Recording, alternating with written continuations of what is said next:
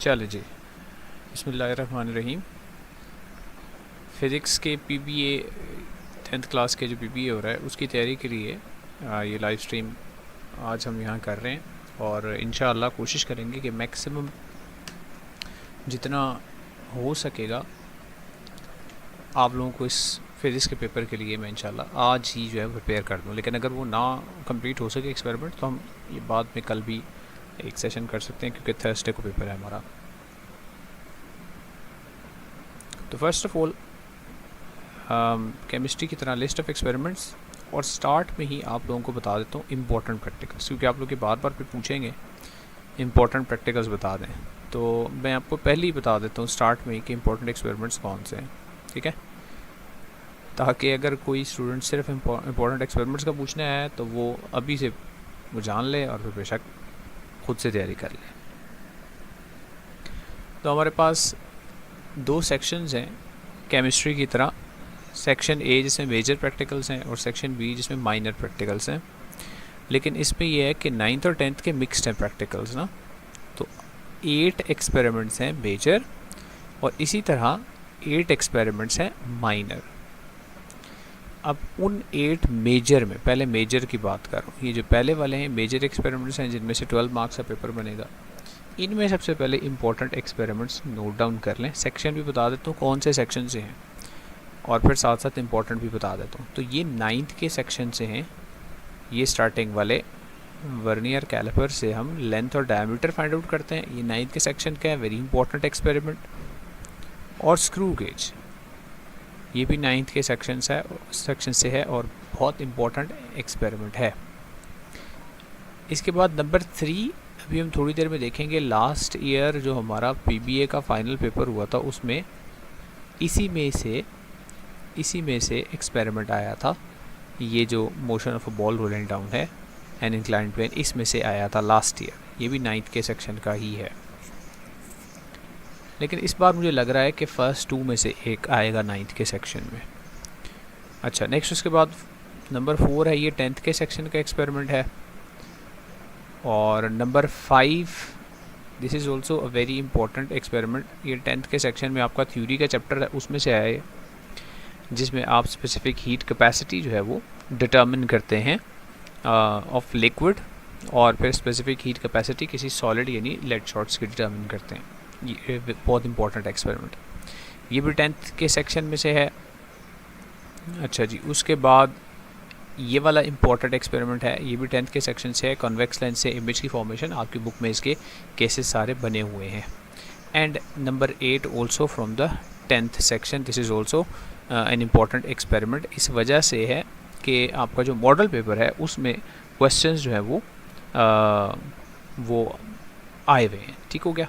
अब ये major experiments हैं, तो अभी हम अपनी कंसंट्रेशन जो है वो सिर्फ मेजर एक्सपेरिमेंट्स पर ही रखेंगे स्टार्ट में, और आपको मेजर एक्सपेरिमेंट्स के बारे में ही बताऊंगा मैं, ठीक है। तो मेजर एक्सपेरिमेंट्स में जैसे मैंने आपको अभी थोड़ी देर पहले बताया था, मेजर एक्सपेरिमेंट्स में 9th के सेक्शन में वर्नियर कैलिपर और स्क्रू गेज, ये दोनों बहुत इंपॉर्टेंट एक्सपेरिमेंट्स हैं। तो अब नोट डाउन कर लीजिएगा कि कैसे वर्नियर कैलिपर से हम रीडिंग नोट डाउन करते हैं और कैसे हम स्क्रू गेज को हम यूज़ करते हैं। तो उसके लिए मैंने कुछ डायाग्राम्स हैं वो भी बनाई हुई हैं, लेकिन उससे भी ज़्यादा इम्पॉर्टेंट चीज़ है ये एक आपके सामने एक ऑनलाइन समझ लें एक एनिमेटेड वर्नियर कैलिपर है। अगर आप इसको समझ जाते हैं तो फिर आपके लिए बहुत इजी जो है वो हो जाता है किसी भी किस्म की डायग्राम जो है उसको समझना या क्वेश्चन को सॉल्व करना। तो अब वर्नियर कैलिपर के अंदर बेसिकली 2 स्केल्स होती हैं, 2 जॉज होते हैं। नीचे वाली जो जॉज हैं ये फिक्स्ड एक जॉ और दूसरा मूवेबल जॉ, और उसी तरह ऊपर इंटरनल डायमीटर के लिए हम अभी ये जो नीचे वाले हैं इन दोनों जॉज के दरमियान कोई ऑब्जेक्ट रखेंगे और फिर उस ऑब्जेक्ट की लेंथ जो है वो फाइंड आउट करने की कोशिश करेंगे। लेट्स से हमने यहाँ पे एक ऑब्जेक्ट रख दिया, अब रीडिंग क्या नोट डाउन करनी है, टेबल किस किस्म का आएगा। सबसे पहले देखें, आपने इस वर्नियर कैलिपर को का लीस्ट काउंट फाइंड आउट करना है। अब लीस्ट काउंट क्या होता है? लीस्ट काउंट होता है, ये फार्मूला याद होना चाहिए, पेपर में ये गिवन नहीं होगा, ठीक है, ये आपको खुद पता होना चाहिए। ये होता है smallest division on main scale, MS for main scale. Main scale पे सबसे छोटी डिवीजन उसको डिवाइड करेंगे total divisions on vernier scale, VS vernier scale के लिए लिखा है मैंने VS, ठीक है जी।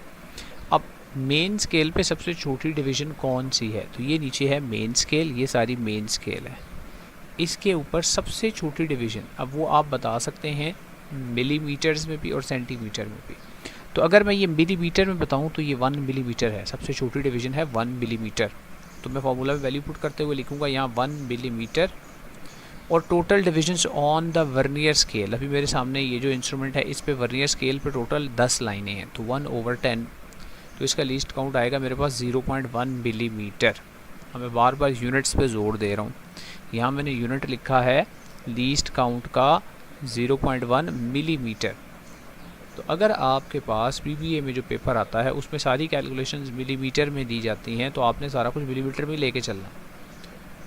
और अगर सेंटीमीटर में कैलकुलेशंस आती हैं तो आपने लीस्ट काउंट को भी सेंटीमीटर में ही लेकर चलना है। उसके लिए आप इसको जस्ट 10 से डिवाइड कर दें तो ये बन जाता है 0.01 सेंटीमीटर। दोनों बातें ठीक हैं, 0.1 मिलीमीटर और 0.01 सेंटीमीटर दोनों ठीक हैं, दोनों इस्तेमाल हो सकते हैं यूनिट्स। फ़र्क ये है कि एक में मिलीमीटर में रीडिंग, दूसरे में सेंटीमीटर में रीडिंग लेते हैं, बस यही है फ़र्क, ठीक है। तो सबसे पहले लीस्ट काउंट आपको फाइंड करने का कहा जाएगा, या गिवन हो गया जैसे भी है। उसके बाद नेक्स्ट क्या चीज़ फाइंड आउट करनी होगी। लेट्स सपोज ये जितनी रीडिंग अभी ओपन है इतनी ही रीडिंग वहाँ ओपन हुई हुई होती है ऐसे। आपने अब इस मेजरमेंट को पढ़ना है तो कैसे पढ़ना है, कहाँ तक पढ़ना है और क्या चीज़ पहले पढ़नी है क्या चीज़ बाद में पढ़नी है। आपने सबसे पहले पढ़नी होगी मेन स्केल रीडिंग। सबसे पहले मेन स्केल रीडिंग पढ़नी है, उसका कोई ना कोई सिंबल होगा कि मेन स्केल रीडिंग को हम R से रिप्रेजेंट करते हैं या M से या किसी भी सिंबल से रिप्रेजेंट कर देते हैं और अब उसको सेंटीमीटर में ले लेते हैं। तो ये देखें, ये जो सबसे पहली डिवीज़न है ना वर्नियर स्केल की, सबसे पहली डिवीज़न ये 0 ऑफ द वर्नियर, जिसके ऊपर मैंने एरो लगा दिया है। ये जो वर्नियर स्केल की सबसे पहली डिवीज़न है, आपने इससे पहले पहले देखना है मेन स्केल की कौन सी लाइन है। इससे पहले पहले इससे पहले पहले मेन स्केल की कौन सी लाइन है ये आपने देख कर बतानी है। वर्नियर स्केल की सबसे पहली डिवीज़न यानी 0 ऑफ द वर्नियर से पहले पहले ये मेन स्केल की, जो मैंने एरो लगा के बता दिया, ये कौन सी डिवीज़न है अभी। तो ज़रा देखें, ये 1.1 है, 1.1 के बाद 1.2, 1.3, 1.1, 1.2 और 1.3। तो वर्नियर के 0 से पिछली जो रीडिंग मेन स्केल पे है वो इस वक्त 1.3 है। ये आपकी मेन स्केल रीडिंग बन जाएगी 1.3 सेंटीमीटर्स, ठीक है जी। वर्नियर के 0 से पहले पहले मेन स्केल पे जो भी डिवीज़न है, this is your main scale reading. अच्छा, अब इसको मैं थोड़ा सा चेंज करके एक दफ़ा फिर बताता हूँ आपको। देखिएगा, मेन स्केल रीडिंग, मैं इस रीडिंग को चेंज करता हूँ। मैंने इसको लेट से यहाँ पर रख दिया, यहाँ। अब मैं आपसे पूछूं मेन स्केल रीडिंग कौन सी है, तो वर्नियर के 0 से पहले पहले, ये वर्नियर का 0 है, इससे पहले पहले मेन स्केल पे जो भी डिवीज़न आ रही है वो मेन स्केल की रीडिंग है। वो अभी इस वक्त आ रही है 2.2। तो आपको ऐसे डायग्राम बनी भी मिलेगी, उस डायग्राम के ऊपर से आपने खुद डिटर्मिन करके बताना होगा कि मेन स्केल रीडिंग क्या है और फिर उसके बाद वर्नियर स्केल रीडिंग क्या है और फिर उसके बाद बाकी कैलकुलेशन पूरी करनी होगी, ठीक है। तो main scale reading note down करने के लिए आपने देखना है वर्नियर स्केल के 0 को, और वर्नियर स्केल के 0 को देखना है कि वो कहाँ पर है। उससे पहले पहले जो मेन स्केल के ऊपर जो भी रीडिंग आ रही है वो आपकी मेन स्केल रीडिंग हो जाएगी। उसके बाद आपने पढ़नी है मेन स्केल रीडिंग के बाद, ये पहली होगी मेन स्केल रीडिंग, MS लिख दिया, मेन स्केल, चले इसको पूरा लिख देता हूँ, मेन स्केल रीडिंग ये आपने सबसे पहले लिख दिया। इसके बाद वर्नियर स्केल की लाइन नंबर नोट डाउन करना है। अभी देखें, वर्नियर के ऊपर 10 लाइन्स हैं, 10।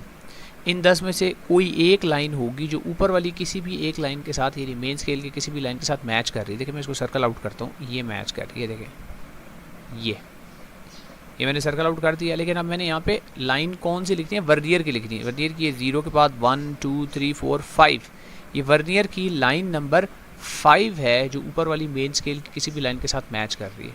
वो मैंने वर्नियर की लाइन नंबर यहाँ पे लिख देनी है, vernier scale division, vernier scale की डिवीज़न, वर्नियर स्केल की लाइन, यहाँ से मैंने नोट डाउन की 5 को मैंने लिख दी। पहले मेन स्केल रीडिंग नोट की, उसके बाद वर्नियर स्केल की लाइन नंबर मैंने नोट कर ली, मेन स्केल रीडिंग है अभी मेरे पास 2.2, वर्नियर स्केल की लाइन नंबर है मेरे पास 5। अब मैंने क्या करना है, अब मैंने जो वर्नियर स्केल की लाइन नंबर है उसको लीस्ट काउंट के साथ मल्टीप्लाई करना है लाजमी। इसको 5 को लीस्ट काउंट के साथ जो कि मैंने सेंटीमीटर में लिया 0.01 उसके साथ मल्टीप्लाई करना है, तो मेरे पास एक नंबर आ जाएगा, वो आएगा अभी इस वक्त 0.05 सेंटीमीटर आ जाएगा।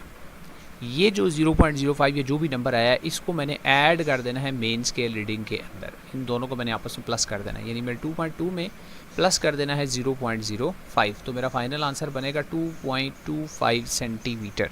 ये फाइनल आंसर बन जाएगा मेरा।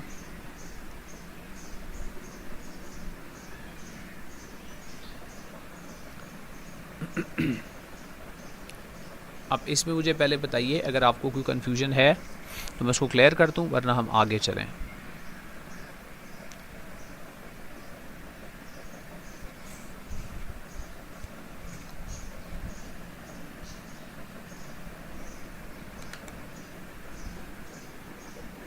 ये मुबश्शिर भट्टी ये कौन है बेटे?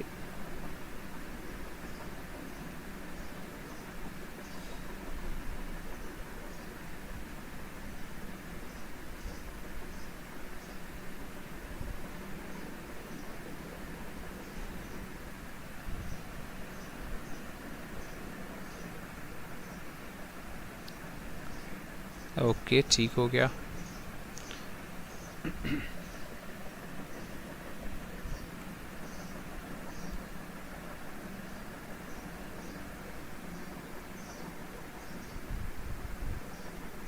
चलें जी, ये होगी वर्नियर कैलिपर से रीडिंग हमने जो लेनी है। रीडिंग कैसे लेनी है? CM to mm conversion. अच्छा, CM to mm कन्वर्जन क्या है कि आप CM में रीडिंग जो होती है उसको 10 से मल्टीप्लाई करते हो mm में कन्वर्ट हो जाती है, ठीक है।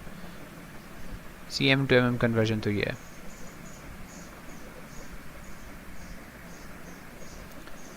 अब इसके बाद आगे देखते हैं जी स्क्रू गेज। अब ये मेरे पास आ गया स्क्रू गेज आ गया। उसी तरह अब मैंने इस स्क्रू गेज में एक बहुत इंपॉर्टेंट चीज़ है जो समझानी है, वो है ज़ीरो एरर। तो पहले लीस्ट काउंट समझते हैं, उसके बाद इसका ज़ीरो एरर समझते हैं। तो least count of a screw gauge, least count screw gauge का होता है again smallest division on the main scale of the screw gauge, उसको हम पिच बोलते हैं। उस पिच को हम डिवाइड कर सकते हैं, उसको डिवाइड कर सकते हैं total divisions on the circular scale के साथ। Total divisions on circular scale, ये फार्मूला होता है least count of the screw gauge का, ठीक है।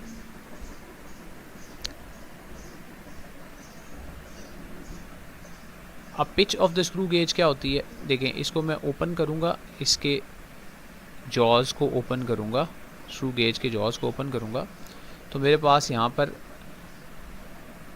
ये स्क्रू गेज, एक सेकंड रुकिएगा मैं ये मिटा देता हूँ formula.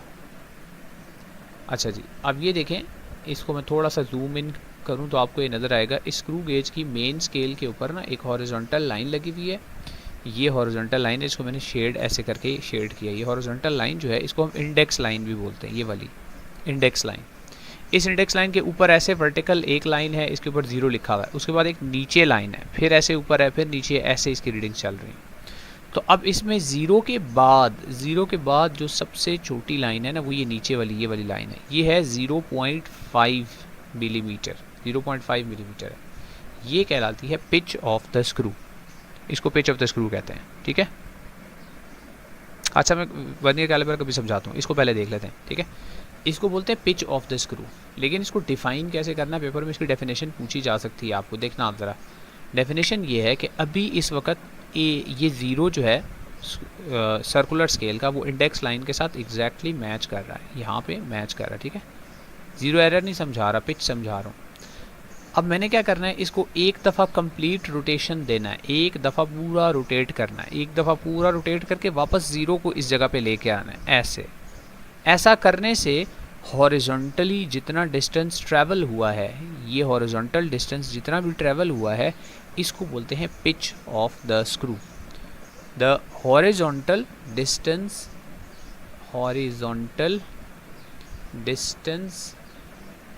Travelled on main scale when circular scale is given one complete rotation. इसको क्या बोलते हैं बेटे? इसको पिच बोलते हैं, is called pitch of screw. इसको पिच ऑफ द स्क्रू बोलते हैं, ये याद रखना है आपको, ठीक है। अच्छा, अब उसके बाद पिच आपको पता चल गई। अब पिच को डिवाइड कर देना है total number of divisions on the circular scale के साथ डिवाइड कर देना है। तो पिच अभी मैंने आपको बताई है 0.5 होती है। इस पिच को डिवाइड कर दें सर्कुलर स्केल के डिविजन्स के साथ। सर्कुलर स्केल पे यहाँ तक 45 लिखा हुआ है, लेकिन 5 और हैं, तो टोटल 50 होती हैं। तो 50 लाइन्स है टोटल। तो 0.5 को आप 50 से डिवाइड करें तो ये आ जाता है 0.01 मिलीमीटर। ये आपका लीस्ट काउंट आ जाता है, इसका स्क्रू गेज का लीस्ट काउंट आ जाता है, ठीक हो गया। अब इसके बाद इसका ज़ीरो एरर बहुत इंपॉर्टेंट है। अभी इस वक्त ज़ीरो एरर नहीं था जब मैंने जॉज को क्लोज़ किया था, लेकिन अगर इसमें ज़ीरो एरर हो तो ज़ीरो एरर, एक तो आपने ज़ीरो एरर नोट डाउन कैसे करना है, और फिर उसके बाद वो ज़ीरो एरर पॉजिटिव भी हो सकता है, नेगेटिव भी हो सकता है, वो देख लें क्या है। अभी देखिए, जब आपने जॉज को क्लोज़ किया, अब ये जो ज़ीरो है वो नीचे आ गया है। सर्कुलर स्केल का ज़ीरो नीचे है और इंडेक्स लाइन ऊपर है। अब इसका मतलब है आपकी रीडिंग ज़ीरो आने के बजाय यहाँ पर रीडिंग आ रही है, यहाँ लाइन देखें कौन सी मैच कर रही है, इंडेक्स लाइन के साथ लाइन नंबर 4 मैच कर रही है। इसका मतलब है इस कंडीशन में इस इंस्ट्रूमेंट के अंदर जो एरर है वो है 4। यहाँ लाइन नंबर 4 मैच कर रही है इंडेक्स लाइन के साथ, सर्कुलर स्केल की लाइन नंबर 4, तो एरर है 4। लेकिन इस 4 को आपने लीस्ट काउंट के साथ मल्टीप्लाई कर देना 0.01 मिलीमीटर के साथ, तो ये आपका एरर बन जाएगा। यहाँ पर एरर बन जाएगा 0.04 मिलीमीटर्स। ये एरर होगा पॉजिटिव ज़ीरो एरर। जब ज़ीरो नीचे होगा सर्कुलर स्केल का और इंडेक्स लाइन ऊपर चली जाएगी, this will be called a positive zero error. और यही एरर नेगेटिव कब हो जाएगा? जब ये ज़ीरो ऊपर आ जाएगा और इंडेक्स लाइन जो है वो नीचे रह जाएगी। अब उसको देखें, अगर ये ऐसे हो जाए, ऐसे, अब वो ज़ीरो ऊपर चला गया, यहाँ देखें ज़ीरो ऊपर चला गया सर्कुलर स्केल का, और इंडेक्स लाइन जो है वो नीचे रह गई। अब आपने ज़ीरो से पीछे जाना है और देखना है कितनी लाइंस हैं, इंडेक्स लाइन तक कितनी लाइंस हैं, ठीक है। तो ज़ीरो से पीछे हैं तो 1 2 3 4 लाइंस हैं ज़ीरो से पीछे इंडेक्स लाइन तक। तो इसमें नेगेटिव 0.04 मिलीमीटर्स का एरर होगा, ठीक है। तो अब क्या करना है, पॉजिटिव जो एरर होता है वो सब्ट्रैक्ट हो जाता है फाइनल रीडिंग में से, और नेगेटिव जो एरर है वो ऐड हो जाता है फाइनल रीडिंग के अंदर। तो इस तरह हम ज़ीरो एरर को रेक्टिफाई करते हैं। दोबारा से देखें, अगर एक दफ़ा ये ज़ीरो के साथ मैच हो जाए तो कोई एरर नहीं होता। सर्कुलर स्केल का ज़ीरो और वर्नियर स्केल का ज़ीरो, ये दोनों अगर मैच कर दें तो एरर नहीं होता। लेकिन अगर मैच ना करें तो दो सिचुएशंस हैं, सर्कुलर स्केल का ज़ीरो नीचे रह जाए तो पॉजिटिव ज़ीरो एरर, और सर्कुलर स्केल का ज़ीरो ऊपर चला जाए तो ये क्या होगा, नेगेटिव ज़ीरो एरर होगा। जैसे अभी देखें, इस कंडीशन में ये नेगेटिव ज़ीरो एरर है। कितना नेगेटिव ज़ीरो एरर है? यहाँ से लेकर यहाँ तक आपने डिविजन्स गिन लेनी है कितनी है। तो 45 तक 5 बनती हैं, एक और बन गई तो टोटल 6 डिविजन्स है। तो इसमें नेगेटिव 6 एरर है। इसको 0.01 के साथ मल्टीप्लाई करेंगे तो नेगेटिव 0.06 मिलीमीटर ये इसके अंदर एरर बन जाएगा।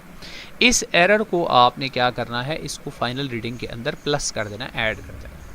अब आगे चलते हैं, रीडिंग कैसे लेते हैं, एक स्क्रू गेज से रीडिंग कैसे लेते हैं। तो अगेन स्क्रू गेज में क्या होगा कि आपके पास कोई ना कोई चीज़ होगी जिसका आपने डायमीटर फाइंड आउट करना होगा। जैसे यहाँ पर एक ये सिलेंडर सा पड़ा हुआ है, हमने इस सिलेंडर का या किसी भी चीज़ का अगर डायमीटर फाइंड आउट करना है तो उसको हम ये जॉज के दरमियान रखेंगे। जॉज के दरमियान रखने के बाद आपने क्या करना है, इसमें भी उसी तरह मेन स्केल रीडिंग नोट करनी है। सबसे पहले main scale reading. Main scale reading कौन सी है? ये मेन स्केल रीडिंग है जो आपको आसानी से यहाँ पे इस पोर्शन के अंदर नज़र आ रही है। अब ये कितनी नज़र आ रही है? देखिए, ज़ीरो भी आपको नज़र आ रहा है, उसके बाद ज़ीरो के नीचे मैंने बताया था 0.5 होता है, ये 0.5 है, फिर ये 1 है, ये 1.5 है, और फिर 2 भी आपको आसानी से नज़र आ रहा है।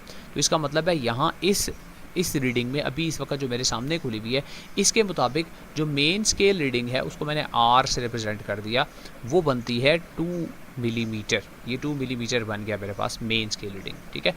आपके पास 2 भी हो सकता है और 2.5 भी हो सकता है, बहरहाल अभी 2 है। अब आपने देखना है ये जो सर्कुलर स्केल है इसकी 50 लाइन्स हैं, तो 50 में से कौन सी सर्कुलर स्केल की लाइन है, कौन सी लाइन है जो इंडेक्स लाइन के साथ एग्जैक्टली मैच करे। ये ऐसे करके ये देखिए ये कौन सी लाइन है। देखिए यहाँ 15 के बाद 16, 17, 18, लाइन नंबर 19 है। सर्कुलर स्केल की लाइन नंबर 19 है जो इंडेक्स लाइन के साथ मैच कर रही है। तो सर्कुलर स्केल की लाइन नंबर यहाँ पर आपने नोट डाउन करनी है। अभी लाइन नंबर क्या है? 19 है, तो मैंने यहाँ पे नोट कर ली, उसको मैंने सिंबल ऊपर लिख दिया N। अब सर्कुलर स्केल की रीडिंग को क्या करना है, इसको लाजमी आपने मल्टीप्लाई करना है लीस्ट काउंट के साथ। 19 मल्टीप्लाइड बाय 0.01 मिलीमीटर्स। अब ये कन्वर्ट होके हो जाएगा 0.19 मिलीमीटर। जो भी सर्कुलर स्केल की रीडिंग आएगी उसको लीस्ट काउंट से LC से मल्टीप्लाई कर देना है, ठीक है। ये एक आंसर आ गया, इसको मैं x कह देता हूँ। अब आपने क्या करना है, अब आपने इस x को और उस मेन स्केल रीडिंग को आपस में ऐड कर देना है, यानी R plus x। Main scale reading है 2 और ये आया है 0.19, तो दोनों को मैंने प्लस कर देना है। तो दोनों को प्लस करने से मेरा आंसर आ रहा है 2.19 मिलीमीटर। ये मेरी रीडिंग आ गई है डायमीटर की। लेकिन अगर स्टार्ट में इस इंस्ट्रूमेंट में एरर था, अब मैं क्या करूँगा, अब उस एरर को रेक्टिफाई करने का टाइम आ गया। अब मैंने, अगर वो एरर नेगेटिव था, लेट सपोज वो -0.06 मिलीमीटर का ज़ीरो एरर था, ये ज़ीरो एरर था। अब मैंने क्या करना है, अब मैंने ये नेगेटिव एरर ऐड कर देना है इस 2.19 के अंदर, जो फाइनल रीडिंग आएगी इसमें ऐड कर दूंगा। तो 2.19 में प्लस करूँ 0.06 मिलीमीटर्स, तो मेरे पास आंसर आ रहा है 2.25 मिलीमीटर। लेकिन अगर ये एरर पॉजिटिव होता तो मैं इसको सब्ट्रैक्ट कर देता। तो अगर नेगेटिव एरर है तो ऐड कर देंगे, पॉजिटिव एरर है तो उसको सब्ट्रैक्ट कर देंगे।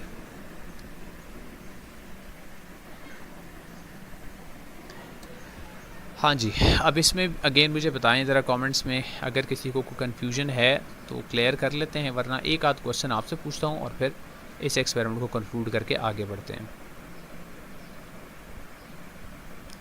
एक आध रीडिंग में आपसे पूछूंगा और उसके बाद जो है वो हम आगे चलेंगे।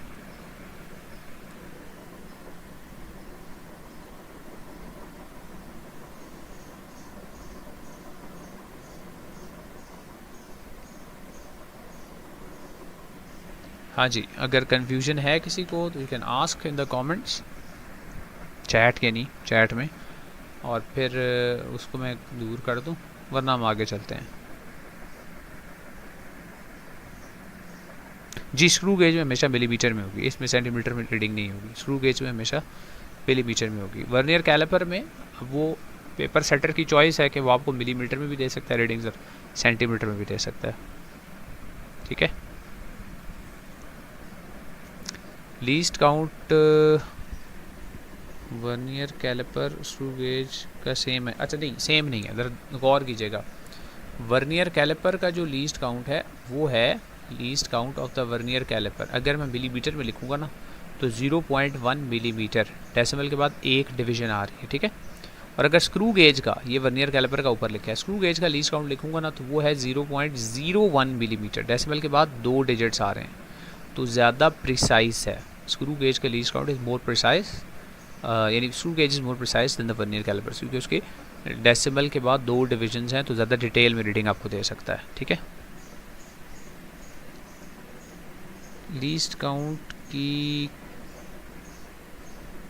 अच्छा समझ नहीं आई, चलो दोबारा समझा देता हूँ। देखें, लीस्ट काउंट क्या होता है, कम से कम जो रीडिंग हम मेजर कर सकते हैं। लीस्ट काउंट को डिफाइन कैसे करेंगे, पेपर में एक क्वेश्चन थ्योरी का भी आ सकता है साथ आपको, ठीक है। तो least count is the smallest measurement that can be taken by any instrument, ठीक है। अब यहाँ पर हमारे सामने अगर ये स्क्रू गेज है तो इसके लीस्ट काउंट का एक फार्मूला है। अब वो फार्मूला क्या है, फार्मूला ये है कि pitch of the screw, least count screw gauge का क्या होता है, least count screw gauge is pitch of the screw, pitch सिर्फ पिच लिख रहा हूँ, over total divisions, DIV for divisions on circular scale. ये फार्मूला होता है, याद रखना है आपने, ठीक है। पिच क्या होती है, पिच ये सबसे छोटी डिवीजन जो आपको नज़र आ रही है main scale of the screw के ऊपर, सबसे छोटी डिवीजन जो आपको नज़र आ रही है ज़ीरो के बाद। अब वो कितनी है ज़ीरो के बाद, देखें ये मैंने स्टार्ट में बताया था, ज़ीरो के बाद ये नीचे वाली रीडिंग सबसे छोटी है, ये वाली। अब ये ज़ीरो के बाद नीचे वाली रीडिंग कितनी बनती है, ये बनती है 0.5, ये नीचे वाली बनती है 0.5, फिर ऊपर वाली 1, फिर 1.5, फिर 2, फिर 2.5, ऐसे चलते हैं। तो सबसे जो छोटी है वो है 0.5, वही पिच ऑफ द स्क्रू भी है। तो pitch of the screw is 0.5। इसको डिवाइड करेंगे total number of divisions on the circular scale. तो सर्कुलर स्केल पे कितनी डिविजन्स हैं, ये जो सामने मेरे इंस्ट्रूमेंट है इस पे सर्कुलर स्केल पे देखें, 0 से शुरू हो रहे हैं, वापस 0 पे आएँ तो 45 में भी 5 प्लस करें तो यहाँ तक 50 डिविजन्स टोटल बनती हैं, टोटल 50 बनती है। तो 0.5 को अगर मैं 50 से डिवाइड करूँ तो ये बनता है 0.01 मिलीमीटर्स। ये है least count of the screw gauge, ये स्क्रू गेज का लीस्ट काउंट है 0.01।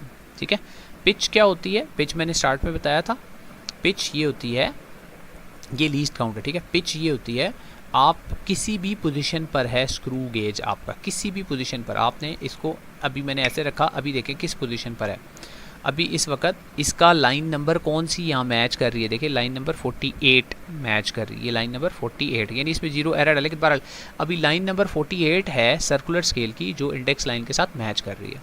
अगर आप इसको एक दफ़ा कंप्लीट रोटेशन देंगे, इस स्क्रू को एक दफ़ा पूरा घुमाएंगे, एक दफ़ा पूरा घुमा के वापस 48 को इधर ही लेकर आएँ, वापस इसको उसी पोजीशन पर लेकर आएँ, तो मेन स्केल पे जितना भी डिस्टेंस ट्रैवल होता है, ये मेन स्केल पे डिस्टेंस ट्रैवल कर रहा है क्योंकि ये पीछे की तरफ जा रहा है, देखें ऐसे पीछे बैकवर्ड्स मूव कर रहा है, तो ये मेन स्केल पे डिस्टेंस मूव करता हुआ जाता है।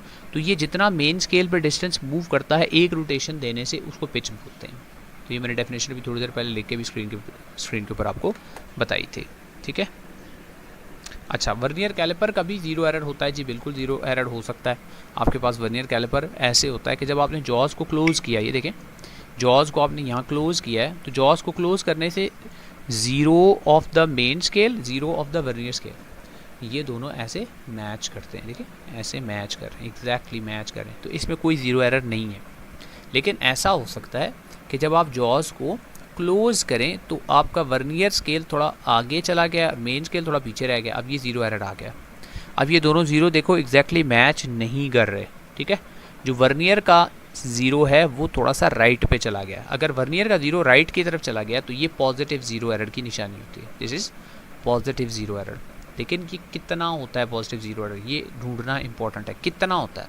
अब कितना के लिए क्या करेंगे, देखें कितने के लिए हम ये करेंगे, आपने देखना है ये 0 तो 0 के साथ मैच नहीं कर रहा, 1 भी किसी के साथ नहीं कर रहा, 2 भी नहीं कर रहा, 3 भी नहीं कर रहा, 4 वर्नियर का 4 ऊपर वाली किसी भी लाइन के साथ मैच कर रहा है, तो इसमें एरर कितना है, इसमें एरर है 4।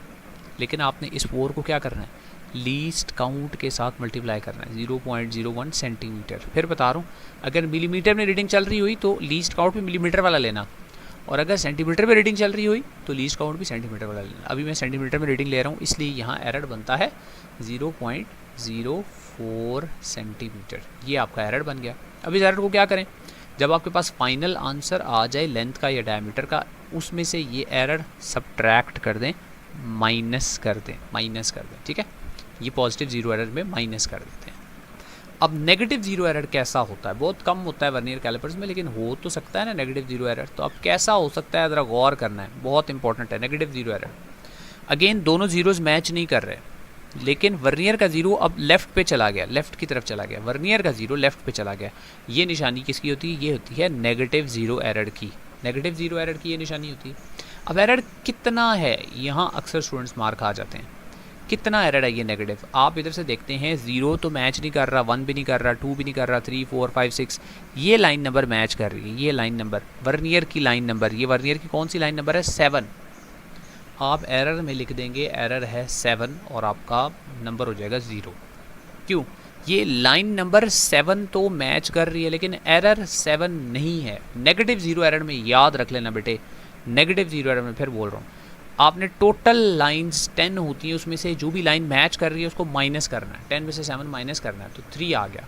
तो ये एरर असल में है 3, नेगेटिव 3। आपने ये बताना है कि ये 0 कितना पीछे गया है, आगे नहीं बताना कितना गया, ठीक है, इसलिए आपने टोटल लाइंस में से इसको माइनस कर देना। वैसे 7 माइनस 10 करते हैं, -3 आ गया।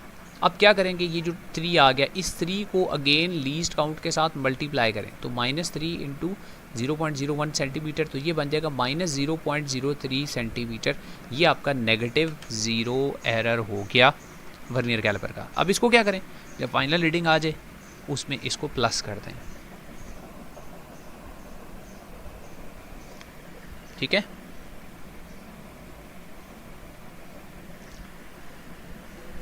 मोहम्मद रज़ा, आई होप कि अब क्लियर हो गया होगा, मुझे बता दें अगर क्लियर हो गया है तो ये एक्सपेरिमेंट हम कंक्लूड करें और आगे चलें।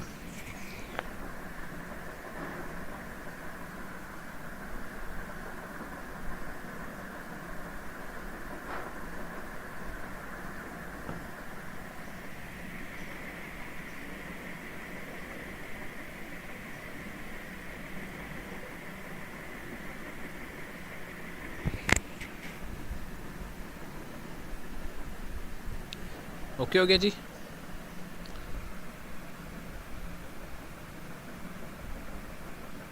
तो ये दो एक्सपेरिमेंट्स हैं पहले 9th के सेक्शन में से मैंने आपको कहा था कि बहुत इंपॉर्टेंट है, इनसे रिलेटेड हमने क्वेश्चंस भी देखने हैं, अभी वो भी बताता हूँ क्वेश्चंस किस किस्म के आ सकते हैं, ठीक है। तो अच्छा जी,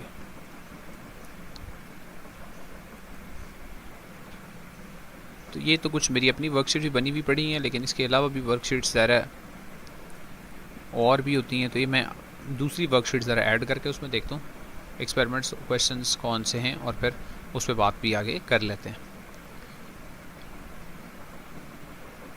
ये पूरा एक किस्म का एक मॉडल पेपर सा है, वो हम अभी सॉल्व कर लेते हैं, ठीक है। ओके जी, अब वर्नियर कैलिपर और स्क्रू गेज में आपको मैंने थ्योरी के क्वेश्चंस ये बताए। थ्योरी का मतलब ये है कि आपसे ज़ाहिर सिर्फ प्रैक्टिकल नहीं सॉल्व करवाया जाएगा, आपसे उससे रिलेटेड कुछ क्वेश्चंस भी पूछे जाएंगे ना।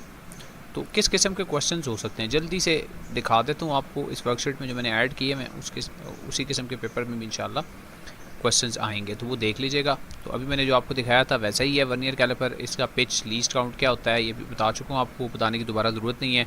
अब ऐसे एक डायग्राम आ जाए और डायग्राम के अंदर से आपको बताना पड़ जाए कि कितना होता है इसका ज़ीरो एरर, और फिर ये ज़ीरो एरर आपने याद रखते हुए और फिर आगे कैलकुलेशन में इसको कैसे यूज़ करना है। तो जल्दी से मुझे कॉमेंट्स में बताएं ये ज़ीरो एरर कितना है, ये डायग्राम में सामने ज़ीरो एरर कितना है, जल्दी से बताइए मुझे। पहले एरर बताएं फिर फिक्सिंग बताऊंगा उसकी मैं।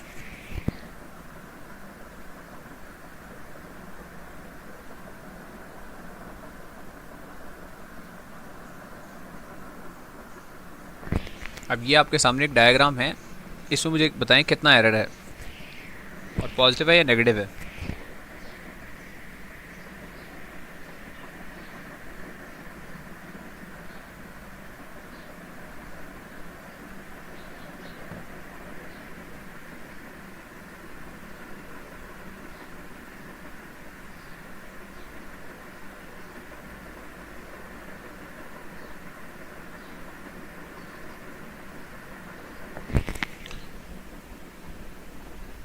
-0.07, हाँ जी ठीक है, -0.07 है। ज़ीरो जो है वो ऊपर है सर्कुलर स्केल का और नीचे 7 डिविजन्स हैं, तो ये -0.07 मिलीमीटर एरर है। आपको यहाँ पे -0.07 जब पूछा जाएगा तो वो लिख देंगे। उसके बाद उस एरर का करना क्या है, जब आपकी फ़ाइनल रीडिंग आ जाएगी, फ़ाइनल रीडिंग, अब वो फाइनल रीडिंग कैसे आएगी, अब इसमें अगेन आपने नोट डाउन क्या करना होगा, मेन स्केल रीडिंग और सर्कुलर स्केल रीडिंग। जल्दी से मेन स्केल रीडिंग बता दें कॉमेंट्स में।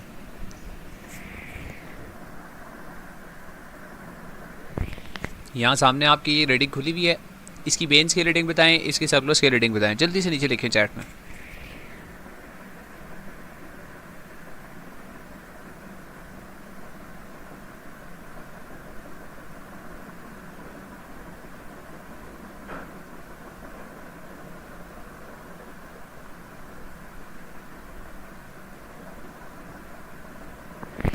मेन स्केल रीडिंग 2 मिलीमीटर बिल्कुल सही है, मेन स्केल रीडिंग 2 मिलीमीटर है। अच्छा ये एरर नहीं है, ठीक है, इसलिए इसको पॉजिटिव नेगेटिव नहीं, ये मेंस की रीडिंग बोल रहे हैं। ये एरर के बाद का स्टेप है, रीडिंग लेनी जब है, ठीक है। अभी रीडिंग जो लेनी है उसके मुताबिक ये मेंस की रीडिंग आ रही है यहाँ पे, ये 2 मिलीमीटर, ठीक है। तो मेंस की रीडिंग को मैंने आर से रिप्रेजेंट किया है, वो है 2 मिलीमीटर। उसके बाद सर्कुलर स्केल की लाइन कौन सी है, देखिए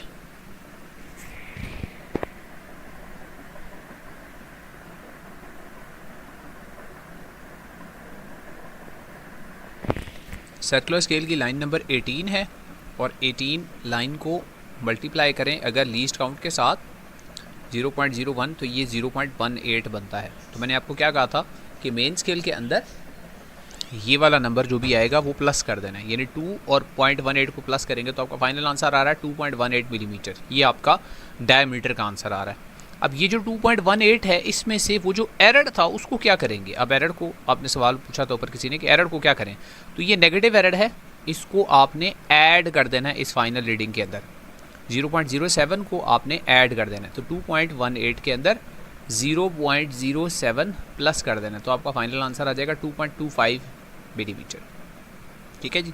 तो यहाँ पे आपने मेन स्केल रीडिंग लिखी, यहाँ पे सर्कुलर स्केल लिखी, यहाँ पे सर्कुलर स्केल डिवीजन और फिर रीडिंग और फिर ऑब्जर्व डायमीटर और फिर उसके बाद फाइनल करेक्टेड डायमीटर यहाँ पे लिख दिया। एरर को अप्लाई करने के बाद जो आंसर आएगा वो उसको बोलते हैं करेक्टेड।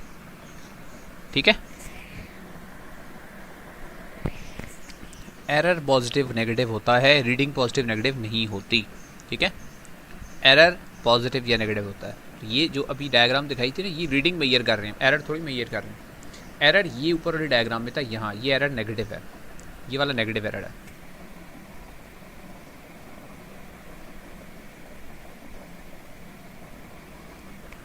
ठीक है जी, ये हो गया आपका एक्सपेरिमेंट स्क्रू गेज का।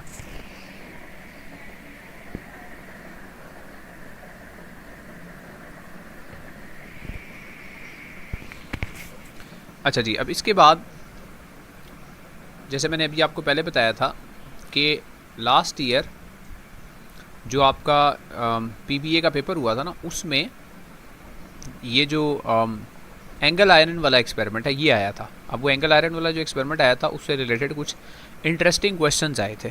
ठीक है जी, तो वो आपको मैंने ज़रा वो दिखाना है कि वो क्वेश्चंस किस किस्म के आए थे और उनको हम जो है वो कैसे अप्लाई करेंगे। एक सेकंड रुकिएगा, मेरे पास यहाँ वो था पेपर।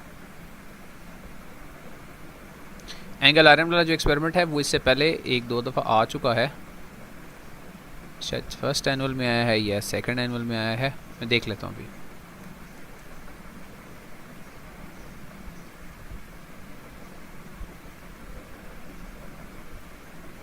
अच्छा चले, ये हुक्स लॉ वाला भी आया हुआ है क्वेश्चन, इसको भी देख लेते हैं। यानी लास्ट ईयर का पेपर ही है किस्म का, ये हम सॉल्व भी कर लेते हैं। ठीक है, ये भी सॉल्व करते हैं 2 मिनट में। एंगल आयरन वाले में क्या करना क्या था और क्वेश्चन किस किस्म का, तो ज़ुबानी बता देता हूँ। एंगल आयरन वाले में हम ऐसे करते हैं कि एक बॉल को ना हम एक एंगल आयरन के ऊपर ना रोल करवाते हैं। एंगल आयरन एक ऐसी सरफेस को कहते हैं जो कि जिसके ऊपर बॉल एक रोल कर सके, और उसको हम इंक्लाइन करते हैं एक एंगल के ऊपर ऐसे करके। एक साइड उसकी ऐसे ऊंची कर देते हैं, या नीचे कुछ सपोर्ट रखते हैं और एक साइड उसकी ऊंची रख देते हैं। और फिर उसके बाद हमारे पास एक बॉल होती है यहाँ पे, और उस बॉल को हम ऐसे रोल डाउन करवाते हैं नीचे। ये बॉल नीचे रोल डाउन होती आती है, इधर आके यहाँ पर रुक जाती है बॉल। हमारे पास एक स्टॉप वॉच होगी। अब स्टॉप वॉच से हमने क्या करना है, स्टॉप वॉच से हमने टाइम नोट करना है कि कितने टाइम में ये बॉल अपनी इस मैक्सिमम इस डिस्टेंस से यहाँ तक आ जाए। अब ये डिस्टेंस भी हमें पता होगा, या पेपर में हमें गिवन होगा। लेट्स से हमें गिवन होता है 200 सेंटीमीटर या 2 मीटर गिवन होता है, और टाइम हमें गिवन होता है। डिस्टेंस भी गिवन होता है और साथ टाइम भी गिवन होता है। तो डिस्टेंस है यहाँ पे 200 सेंटीमीटर या 2 मीटर, और बॉल को रोल करवाते हैं तो नीचे रोल करके आने में वो टाइम लगाती है, सपोज़ करें 3.14 सेकंड लगाती है ऊपर से रोल करके नीचे आने में। इस एंगल आयरन के ऊपर रोल करते हुए नीचे आती है। टाइम एक से ज़्यादा बार गिवन होगा, 3.14, लेट्स से 3.20, ऐसे 2 दफ़ा टाइम गिवन होगा। आगे कुछ रीडिंग्स हैं जो आपने खुद कंप्लीट करनी होंगी। इसके बाद आगे आपने खुद बताना होगा कंप्लीट करके क्या मीन टाइम के बाद उसकी स्पीड कैलकुलेट करनी है, और फिर कुछ क्वेश्चंस हैं उनके आंसर्स आपने करने हैं। अब अगेन उससे रिलेटेड नीचे यहाँ पे एक वर्कशीट ऐड कर रहा हूँ, और फिर उन क्वेश्चंस को देखते हैं साथ ही कि वो क्वेश्चन जो है वो अगर आ जाए हमारे पास इस किस्म के क्वेश्चंस तो हम कैसे करेंगे। ठीक है जी, एक सेकंड मुझे दीजिएगा। ये हमारी आ गई, बल्कि मैं ऐसा करता हूँ कि ये सारी वर्कशीट्स इकट्ठी इधर ऐड कर देता हूँ, बार बार मुझे ऐड ना करनी पड़े। अब ये एक्सपेरिमेंट है 9th का। ठीक है, इंपॉर्टेंट मैं स्टार्ट में बेटे बता चुका हूँ। ठीक है, वो दोबारा देख लीजिएगा, इंपॉर्टेंट मैं स्टार्ट में वीडियो के ना बता चुका हूँ। अभी मैं एक्सपेरिमेंट्स आगे समझा रहा हूँ। ठीक है, तो ये है एंगल आयरन का अपरेटस। इस अपरेटस में क्या हो रहा है कि एक बॉल है जो कि एक एंगल आयरन के ऊपर रखी हुई है, एक साइड सपोर्ट देके एंगल आयरन की ऊंची रखी है, बॉल नीचे रोल डाउन करेगी। आपको इस किस्म का टेबल गिवन होगा।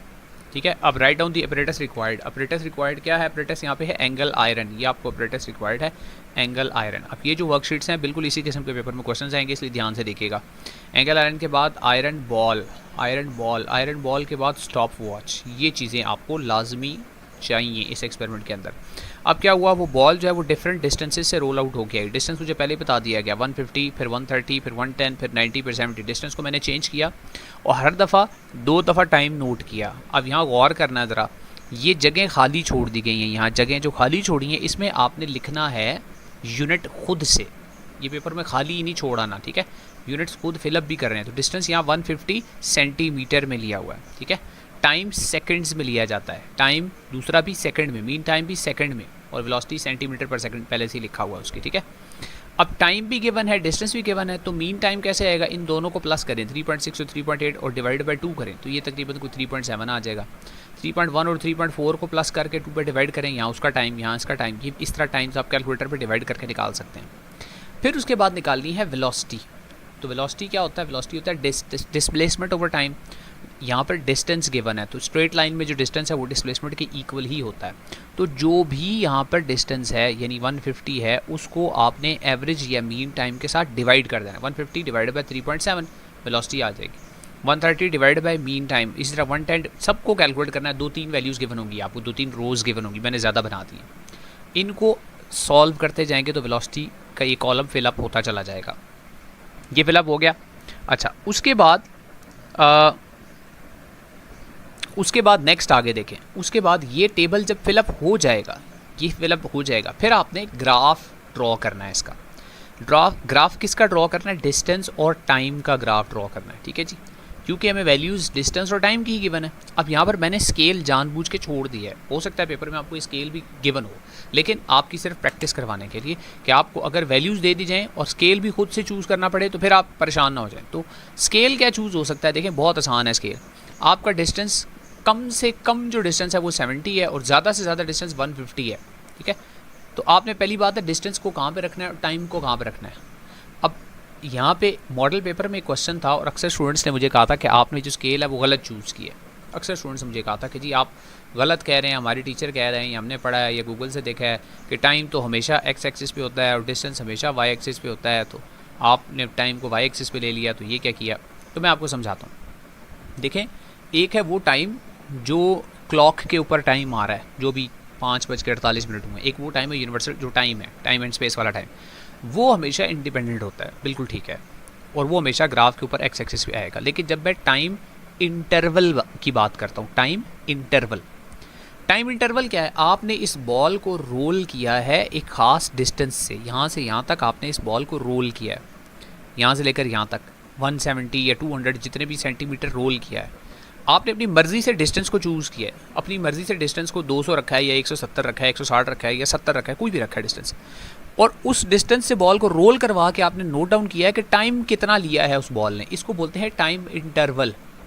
अब अगर मैं इस बॉल को यहाँ से रोल करवाऊँगा, इस जगह से रोल करवा के यहाँ लेके आऊँगा, तो ज़रा डिस्टेंस को कम करूँगा तो टाइम इंटरवल कम आएगा, और मैं डिस्टेंस को ज़्यादा करूँगा तो टाइम ज़्यादा आएगा। तो मेरा टाइम इंटरवल डिपेंड कर रहा है डिस्टेंस के ऊपर। तो इस एक्सपेरिमेंट में बेटे टाइम इंटरवल जो है वो डिपेंड कर रहा है, वो डिपेंडेंट वेरिएबल है, वो डिपेंड कर रहा है किसके ऊपर, डिस्टेंस के ऊपर। तो जो डिपेंडेंट वेरिएबल है इसलिए मैंने उसको वाई एक्सिस पे लिया था वहाँ पे मॉडल पेपर में, ठीक है। तो टाइम मैंने इसलिए यहाँ पे वाई एक्सिस में लिया है और डिस्टेंस मैंने एक्स एक्सिस पे लिया है। लेकिन अगर पेपर में उन्होंने टाइम को एक्स एक्सिस पे ले लिया, डिस्टेंस को वाई एक्सिस पे, इसमें कोई प्रॉब्लम नहीं है। मैंने आपको अपनी रीज़न बता दी है, ठीक है। अगर पेपर में पहले से स्केल्स गिवन है तो फिर तो प्रॉब्लम ही खत्म हो गया, अगर नहीं है तो टाइम को आप वाई एक्सिस पे और डिस्टेंस को एक्स एक्सिस पे। अब स्केल क्या लेना है, अभी मैंने बताया सबसे छोटी वैल्यू 70 है, सबसे मैक्सिमम वैल्यू जो है 150 है। तो आप स्केल अगर 10-10 का लेंगे तो ग्राफ पेपर ही ख़त्म हो जाएगा आपके पास। तो आपने स्केल रीज़नेबल लेना होता है, ठीक है। तो यहाँ एक बॉक्स को मैं 20 के इक्वल भी कह सकता हूँ, 20 40 फिर 60, ये ठीक रहेगी स्केल, ठीक है। 20 फिर 40 फिर 60 फिर 80 फिर 100 एंड इस तरह। अब वो सारे लिखने की ज़रूरत नहीं है हमें, लेकिन बहरहाल 20 40 60 80 100 मैं सिर्फ 100 वाला लिख देता हूँ। उसके बाद 120 140, उसके बाद 160 180 और उसके बाद यहाँ पे 200, और ये मेरी स्केल तकरीबन कंप्लीट हो जाती है। ये टाइम की सॉरी ये मेरी डिस्टेंस की है, तो मैंने डिस्टेंस को ऐसे एक्स एक्सिस के ऊपर रखना है।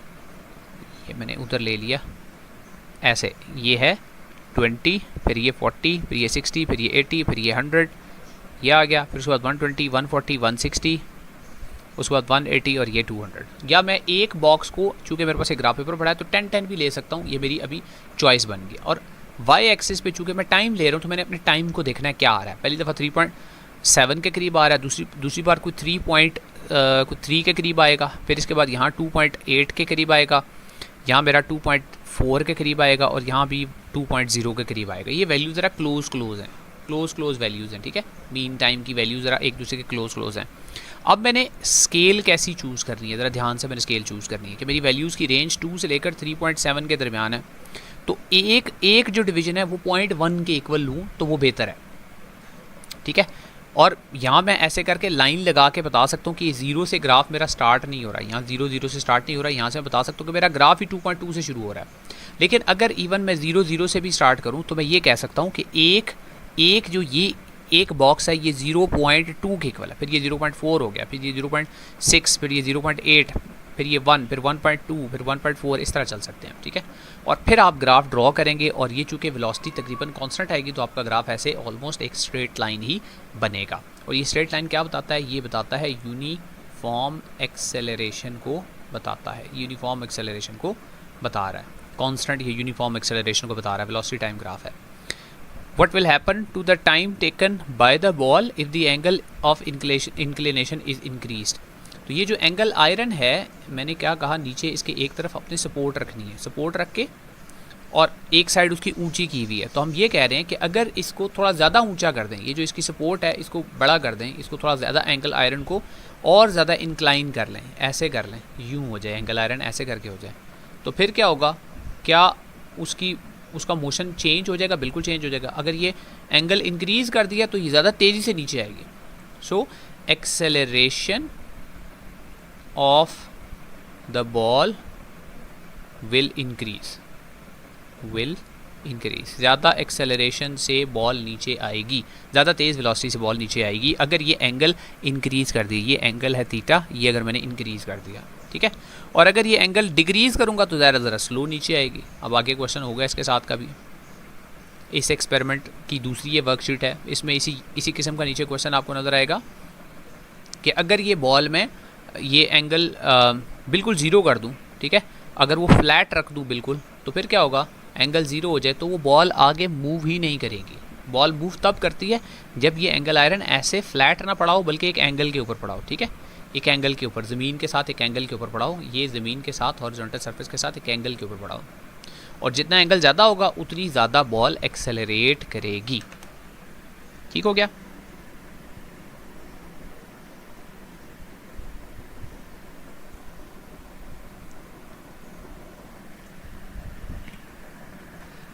तो ये आपका एंगल आयरन वाला इंपॉर्टेंट एक्सपेरिमेंट था। इससे रिलेटेड अगर कोई और क्वेश्चन है तो आप पूछ सकते हैं और हम आगे अगले एक्सपेरिमेंट की तरफ जा रहे हैं। कमेंट्स अभी देखता हूँ आप लोगों के कोई क्वेश्चन हो तो।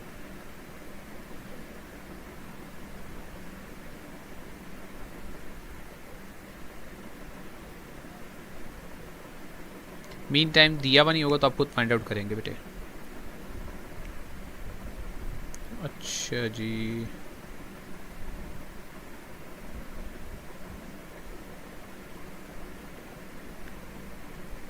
बोर्ड, अच्छा जी बोर्ड है बेटा, तो अब मैं कुछ नहीं कर सकता। ज़रा फिज़िक्स है और ये एक्सपेरिमेंट्स हैं और पीबीए है तो ये ऐसे ही बोरिंग ही चलेगा। कोई और आपको एक्टिविटी कहीं और है तो वहाँ से कर लें आप।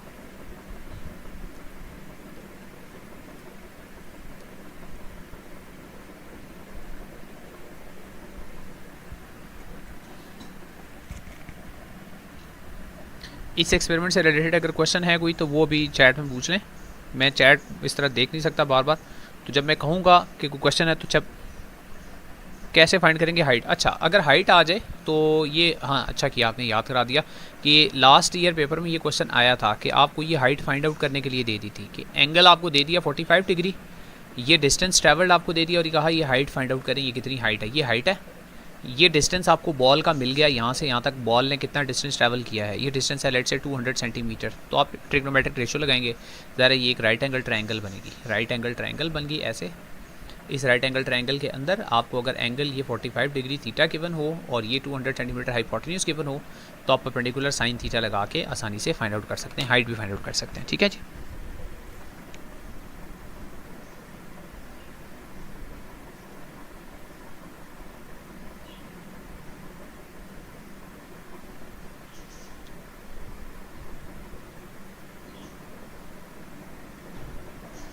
नहीं, ऑब्जेक्ट की ज़रूरत नहीं, आपको ये गिवन होंगी चीज़ें, ठीक है।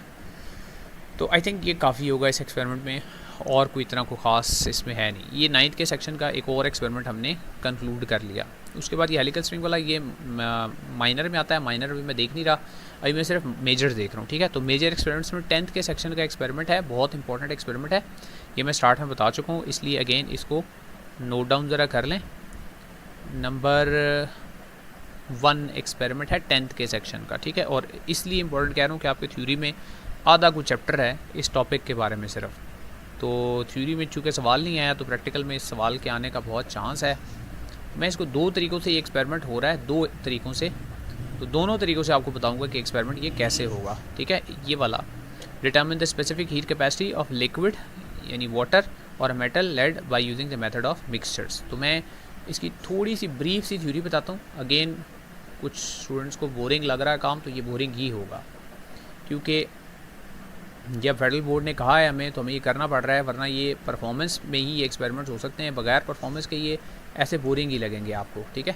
लेकिन बहरहाल मजबूरी है, हमने ऐसे ही आपको समझाना है। मेथड ऑफ मिक्सचर क्या होता है बेटे? मेथड ऑफ मिक्सचर ये होता है कि आपने 2 ऑब्जेक्ट्स हैं, एक हॉट ऑब्जेक्ट है, एक कोल्ड ऑब्जेक्ट है, तो उन दोनों को आपस में मिक्स कर दिया, तो ज़ाहिर है जो हॉट ऑब्जेक्ट है वो अपनी एनर्जी को लूज़ करेगा और जो कोल्डर ऑब्जेक्ट है वो उस एनर्जी को एब्जॉर्ब करेगा।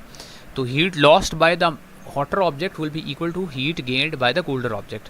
अब देखिए ज़रा, ये एक अपरेटस होगा, ये अपरेटस इस्तेमाल होगा। अब ये इसके ऊपर कुछ मैंने पॉइंट्स लगा के छोड़ दिया, आपने वो खुद बताने ये एक्स क्या चीज़ है और ये वाई क्या चीज़ है। तो ऐसे ही पेपर में अपरेटस आपको थोड़ा सा ये पता होना चाहिए। ये अपरेटस का नाम होता है बेटा कैलोरीमीटर। कैलोरीमीटर, ये कैलोरीमेट्री पूरी एक ब्रांच होती है केमिस्ट्री की, फिजिक्स की। तो कैलोरीमेट्री के अंदर हम यही देखते हैं, टेम्परेचर चेंजेस, यानी 2 ऑब्जेक्ट से मिक्स करते हैं तो टेम्परेचर एनर्जी कहाँ से कहाँ जाती है। तो कैलोरीमेट्री उस ब्रांच को बोलते हैं, और उस कैलोरीमेट्री के अंदर जो इंस्ट्रूमेंट इस्तेमाल होता है उसको हम कैलोरीमीटर बोलते हैं। अब कैलोरीमीटर ये एक्स है, ये अपरेटस का नाम है। वाई क्या चीज़ है? इसके अंदर हमने यूज़ किया हुआ है थर्मोमीटर, तो ये वाई है थर्मोमीटर, ये थर्मोमीटर है। अब करेंगे क्या हम देखें, ये कैलोरीमीटर एक बॉक्स बाहर से होता है बना हुआ वुड का, उसके अंदर असल में एक कॉपर का बना हुआ एक कंटेनर होता है, ऐसे करके एक कंटेनर होता है जो कि कॉपर का बना हुआ होता है, और ऐसे उसमें स्पेस होती है, उस स्पेस के अंदर हम थर्मोमीटर ऐसे इंसर्ट कर देते हैं और फिर उसके ऊपर बाद में हम लिड लगा के उसको बंद कर देंगे। ये एक थर्मोमीटर भी आ गया बीच में, थर्मोमीटर ऐसे करके और फिर लिड लगा के इसको पूरे अपरेटस को ऐसे करके बंद कर देंगे। बीच में स्टेरर भी होगा, यहाँ से चलें स्टेरर भी बना देता हूँ, यानी नीचे एक स्टेरर होगा जो कि स्टेर करने के लिए होगा। अब हमने करना ये है, सबसे पहले इस कैलोरीमीटर का मैस, अब ये जो कुछ बातें बता रहा हूँ ना ये सारी एज इट इज़ पेपर में गिवन होंगी और कुछ चीज़ें आपने खुद फाइंड आउट करनी होंगी। सबसे पहली चीज़ होगी मैस ऑफ कैलोरीमीटर। ये मैस ऑफ कैलोरीमीटर आपने सबसे पहले गिवन होगा आपको, लेट से इसको मैं MC कह देता हूँ, mass of calorimeter. Late suppose मैं इसको लिख देता हूँ 160 ग्राम्स है इसका मैस। फिर आपने इसके अंदर पानी डाल लेना है, तो वो होगा mass of calorimeter plus water, उसको मैं M2 कह देता हूँ, चलें वो मैं लिख देता हूँ 220 ग्राम्स। अब इसमें से मैस ऑफ वाटर निकालना है, तो कैसे निकालेंगे? ज़ाहिर है दो बाद वाली रीडिंग है उसमें से पहले वाली रीडिंग को माइनस कर देंगे, तो यहाँ पे मैं लिखने लगा हूँ मैस ऑफ वाटर, ये मैं लिखने लगा मैस ऑफ वाटर। अब ये MW होगा और ये कैसे आएगा, 220 में से 160 को माइनस कर देंगे, ठीक है। तो ये 60 ग्राम्स मैस ऑफ वाटर आ जाएगा। ये आपने खुद कैलकुलेट करना होगा, ये मैस ऑफ वाटर, ये दोनों चीज़ें गिवन होंगी और तीसरी चीज़ आपने खुद फाइंड आउट करनी होगी। फिर उसके बाद थर्मोमीटर के ज़रिए आपने इनिशियल टेम्परेचर फाइंड आउट किया, वाटर का इनिशियल टेम्परेचर या गिवन होगा आपको, तो यहाँ नोट डाउन करेंगे इनिशियल टेम्परेचर, वाटर का इनिशियल टेम्परेचर, उसको मैं T1 का नाम दूंगा। वो T1 यहाँ पे होगा, लेट सपोज वाटर का इनिशियल टेम्परेचर होता है 30 डिग्री सेल्सियस या 25 डिग्री सेल्सियस ले लेते हैं, ये होगा वाटर का इनिशियल टेम्परेचर। अब आपने क्या करना है, देखिए मेथड ऑफ मिक्सचर्स है ना, तो अब मैंने क्या करना है, अब मैंने एक और बीकर के अंदर या एक और कंटेनर के अंदर ना कोई सब्सटेंस ले लेना है, जैसे कि लेड शॉट्स ले लेने। लेड शॉट्स एक सॉलिड सब्सटेंस है, लेड का बना हुआ होता है, उसको आपने बीकर के अंदर लिया और पानी के उसमें पानी डाल दिया, ये लेड शॉट्स, और बीच में पानी डाल दिया आपने, और उसको फ्लेम के ऊपर ऐसे हीट करना शुरू कर दिया, ठीक है। ये हीट करते करते करते इसका टेम्परेचर जब इंक्रीज़ हो के कोई 80-90 डिग्री सेल्सियस तक पहुंच गया, थर्मोमीटर यहाँ पे भी लगा हुआ है और आपको पता चल रहा है कि ये टेम्परेचर कितना हो गया। अब आपने जब इसका टेम्परेचर इंक्रीज़ करके कोई 80-90 तक हो गया, अब इसको फ्लेम के ऊपर से उतार देना, फ्लेम के ऊपर से उतार देना, और ये जो बीकर है इसके पूरे कंटेंट्स को, सारों को, यानी पानी और लेड शॉट्स सबको इधर से लाकर ऐसे इसके ऊपर उंडेल देना है, ऐसे ऐसे कर देना है। अब क्या होगा, जो लेड शॉट्स हैं, जो वाटर है, वो सारा का सारा इधर इसके अंदर ऐसे गिर जाएगा, ऐसे गिर जाएगा। तो ज़ाहिर है ये हॉट था, इसका टेम्परेचर ज़्यादा था, और अंदर इधर जो पानी था वो कोल्ड था। तो क्या होगा, ये जो वाटर लेड शॉट्स हैं ये अपनी एनर्जी लूज़ करेंगे, थर्मल एनर्जी लूज़ करेंगे, और जो कोल्ड वाटर है, जो पहले से कैलोरीमीटर के अंदर पानी था, वो कोल्ड है, तो वो एनर्जी को गेन करेगा। तो heat lost by the lead shots will be equal to the heat gained by the water. ये हम यूज़ करेंगे, ये टेक्निक यूज़ करेंगे, ये प्रिंसिपल हम यूज़ करेंगे। तो उसी तरह आपको मैस ऑफ लेड शॉट्स, ये आपको पता होगा, मैस ऑफ लेड शॉट्स ये पता होगा आपको, मैस उसका कितना है उसको ml कह देंगे, या जो भी सिंबल वहाँ पे गिवन होगा। Initial temperature of lead shots, initial temperature, अब ये किसका इनिशियल टेम्परेचर है, लेड शॉट्स का, ये भी आपको पेपर में गिवन होगा। इसको मैं T2 कह देता हूँ। इसका टेम्परेचर लेट सपोज को 80 डिग्री सेल्सियस के करीब होता है, ठीक है। उसके बाद जब आपने लेड शॉट्स को, गर्म लेड शॉट्स को लाकर कैलोरीमीटर के अंदर जो पानी है उसमें शामिल कर दिया, तो फाइनल टेम्परेचर पूरे के पूरे मिक्सचर का कितना हो गया, फाइनल टेम्परेचर कितना हो गया। तो सपोज़ करें फाइनल टेम्परेचर हो जाता है 30 डिग्री सेल्सियस, ये इसको मैं T3 कह देता हूँ, ये फाइनल टेम्परेचर है। और अब आपसे पूछा जाता है फाइंड आउट करके बताएं स्पेसिफिक हीट कैपेसिटी किसकी, लेड शॉट्स की। आपको specific heat capacity of lead shots ये कहा जाता है जी, फाइंड आउट करें ये कितनी है। इस सारी कैलकुलेशन से, इस सारी कारगुजारी से specific heat capacity of lead shots find out करें। तो आपने प्रिंसिपल क्या लगाना है, सिंपली देखें, heat lost by lead shots, lead shots ने जो हीट लूज़ की वो इक्वल टू है हीट गेन्ड बाय, अब दो चीज़ों ने हीट गेन की है, एक की है कॉपर, कैलोरीमीटर का जो कॉपर है उसने, और दूसरा वाटर ने। अनलेस कि वो आपको कह दे कि सारी की सारी हीट वाटर ने गेन की है, तो फिर ये कॉपर वाला काम ख़त्म हो जाएगा, ठीक है। लेकिन बहरहाल इन थ्योरी जो कैलोरीमीटर के अंदर, कैलोरीमीटर जो कॉपर का बना हुआ है वो भी हीट गेन करेगा और वाटर भी गेन करेगा, ठीक है। तो heat lost by lead shots, अब हीट लॉस कैसे पता चलता है, वो फॉर्मूला होता है MC delta T, MC delta T. अब इसमें जो C है ये स्पेसिफिक हीट कैपेसिटी है, इसको डिफरेंट कलर कर देता हूँ, ये अननोन है, MC डेल्टा टी में स्मॉल c अननोन कर देता हूँ। दूसरी तरफ हीट गेन्ड है कॉपर ने किया है, तो उसका MC डेल्टा टी कॉपर का plus MC delta T water का, ये MC delta T of copper plus MC delta T of water. अब इस सब में सिर्फ एक चीज़ अननोन होगी, वो होगी specific heat capacity of lead shots. Mass of lead shot भी पता होगा, लेड शॉट्स का चेंज इन टेम्परेचर भी पता होगा, mass of copper calorimeter, specific heat capacity of calorimeter, change in temperature for calorimeter, और ये सब कुछ वाटर के लिए भी जो कुछ है ये भी आपको सारा कुछ पता होगा। तो आपने सिर्फ C को सब्जेक्ट बना लेना है, उसको सॉल्व कर लेना है, ठीक है। अब चेंज इन टेम्परेचर है, यहाँ अक्सर स्टूडेंट्स थोड़ा सा गड़बड़ कर देते हैं। चेंज इन टेम्परेचर को क्या करते हैं, heat lost by the lead shots, तो चेंज इन टेम्परेचर भी लेड शॉट्स का लिखना है। तो लेड शॉट्स का इनिशियल टेम्परेचर कितना था, initial temperature of lead shots यहाँ लिखा हुआ है 80, और फाइनल टेम्परेचर मिक्सचर का कितना है 30।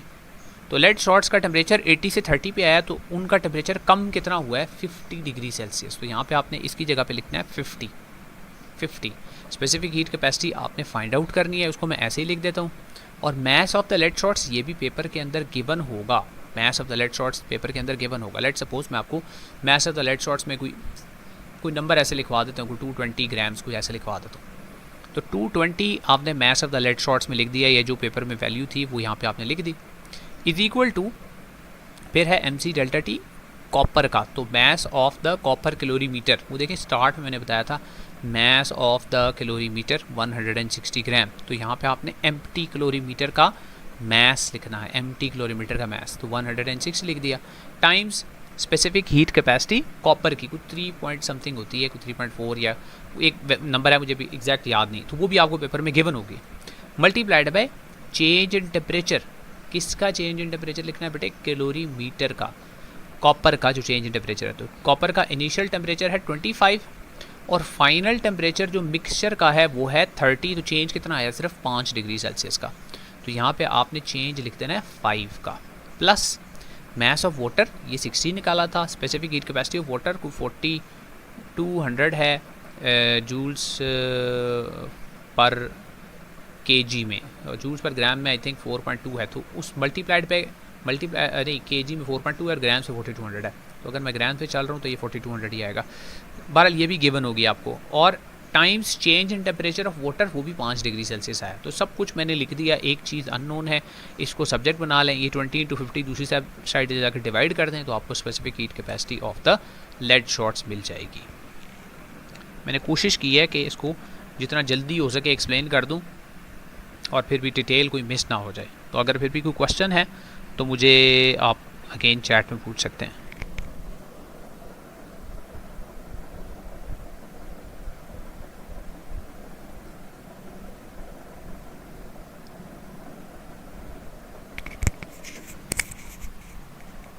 अच्छा जी, चैट में तो आई डोंट थिंक कोई क्वेश्चन चल रहा है।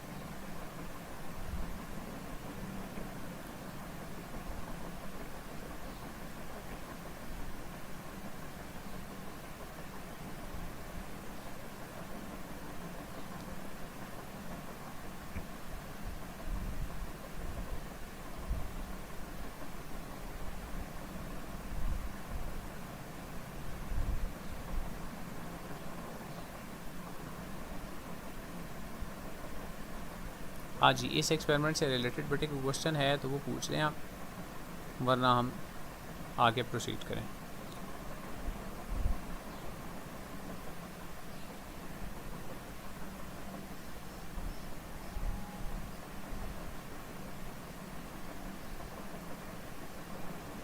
जी, सिर्फ specific heat capacity find out करनी है, या तो सॉलिड की या लिक्विड की।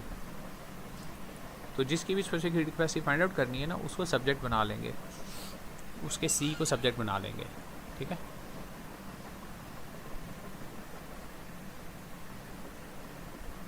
बाकी सब कुछ गिवन होगा।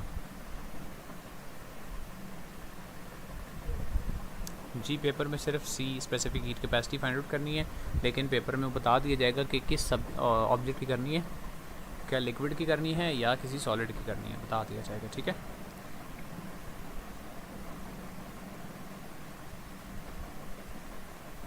हाँ जी, इजी है, बस इसमें यह है कि कैलकुलेशन जो है वो थोड़ा सा करते हुए गड़बड़ हो जाती है, वरना प्रैक्टिकल इतना ज़्यादा मुश्किल नहीं है, ये इजी है, ठीक है जी।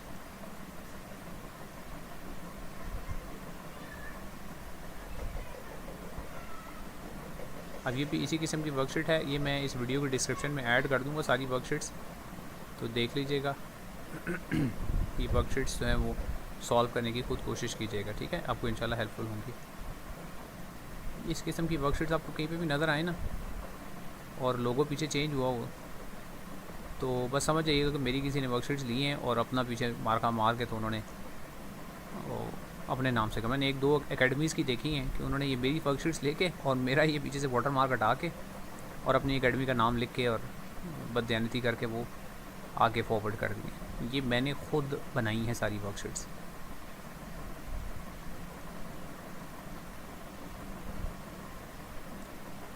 अच्छा जी, उसके बाद ये टेम्परेचर टाइम वाला है, आसान है बहुत, ये आप थ्योरी में भी ये टॉपिक पढ़ चुके हैं, टेम्परेचर और टाइम वाला।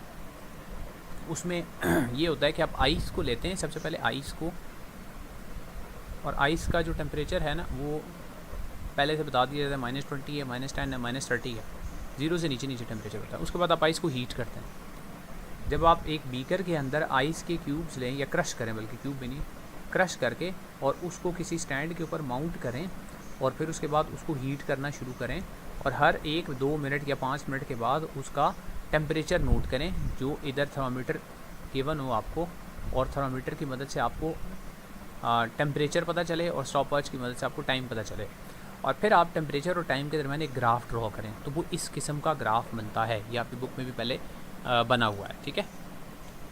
अच्छा जी, वालेकुम अस्सलाम। क्या यार सवाल है? मैंने आपका सवाल थोड़ा सा देखा नहीं है।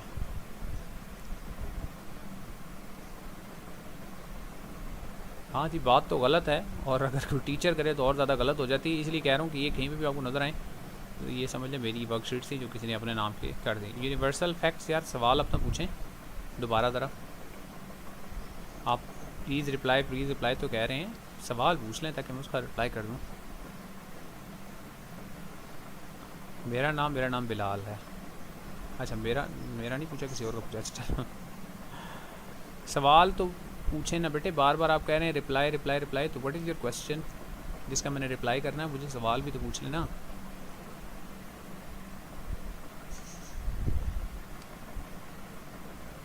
सवाल पूछें बेटे ताकि मैं आगे बढ़ूँ।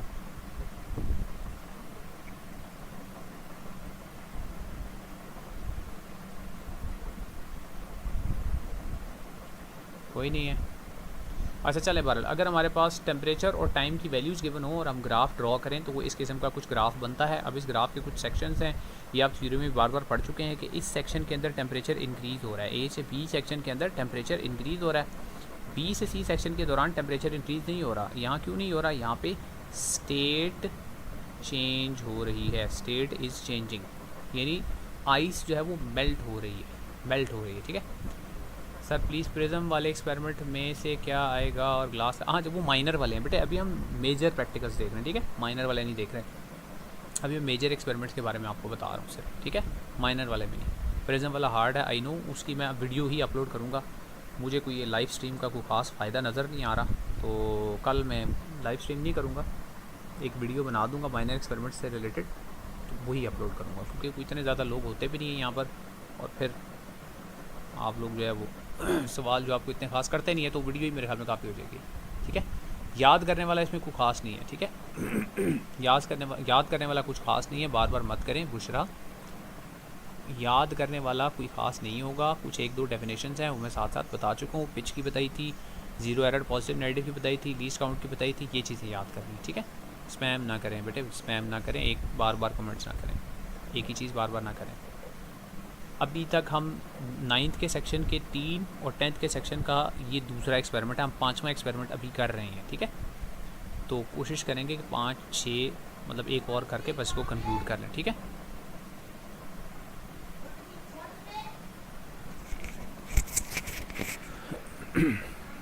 हाँ बुशरा बेटे, मैंने पढ़ लिया, आपका मैसेज पढ़ लिया है। रीडिंग्स को सॉल्व करना आना चाहिए, बस ऑब्जर्वेशंस आपको समझ आनी चाहिए, टेबल कैसे फिलअप करना है, ठीक है। आपको याद नहीं करनी रीडिंग्स कुछ भी। हाँ जो टेबल हैं, टेबल की हेडिंग्स जो हैं वो कुछ ना कुछ वर्नियर कैलिपर स्क्रू गेज की आपको पता होनी चाहिए, ठीक है। यार लाइव तो कर दूं, लेकिन पता है क्या, कुछ मुझे ख़ास कोई इसका फ़ायदा नज़र नहीं आ रहा ना, मैं इसलिए कह रहा हूँ। मैं फ़ज़ाइया में होता हूँ बेटे, फ़ज़ाइया में होता हूँ, फ़ज़ाइया कॉलेज है रावलपिंडी में, वहाँ पे होता हूँ, ठीक है। अच्छा जी, अब सुने इस एक्सपेरिमेंट से रिलेटेड, मैं भी चैट ऑफ करने लगूँ, ठीक है। I am not reading your comments, और चैट को भी थोड़ी देर के लिए मैं ऑफ़ करने लगूँगा ताकि मेरा उधर ध्यान ना जाए और आप लोगों का भी ध्यान जो है ना वो चैट के बजाय वो इधर एक्सपेरिमेंट के ऊपर जाए, ठीक है। थोड़ी देर के लिए चैट ऑफ किया मैंने। अब देखें यहाँ पर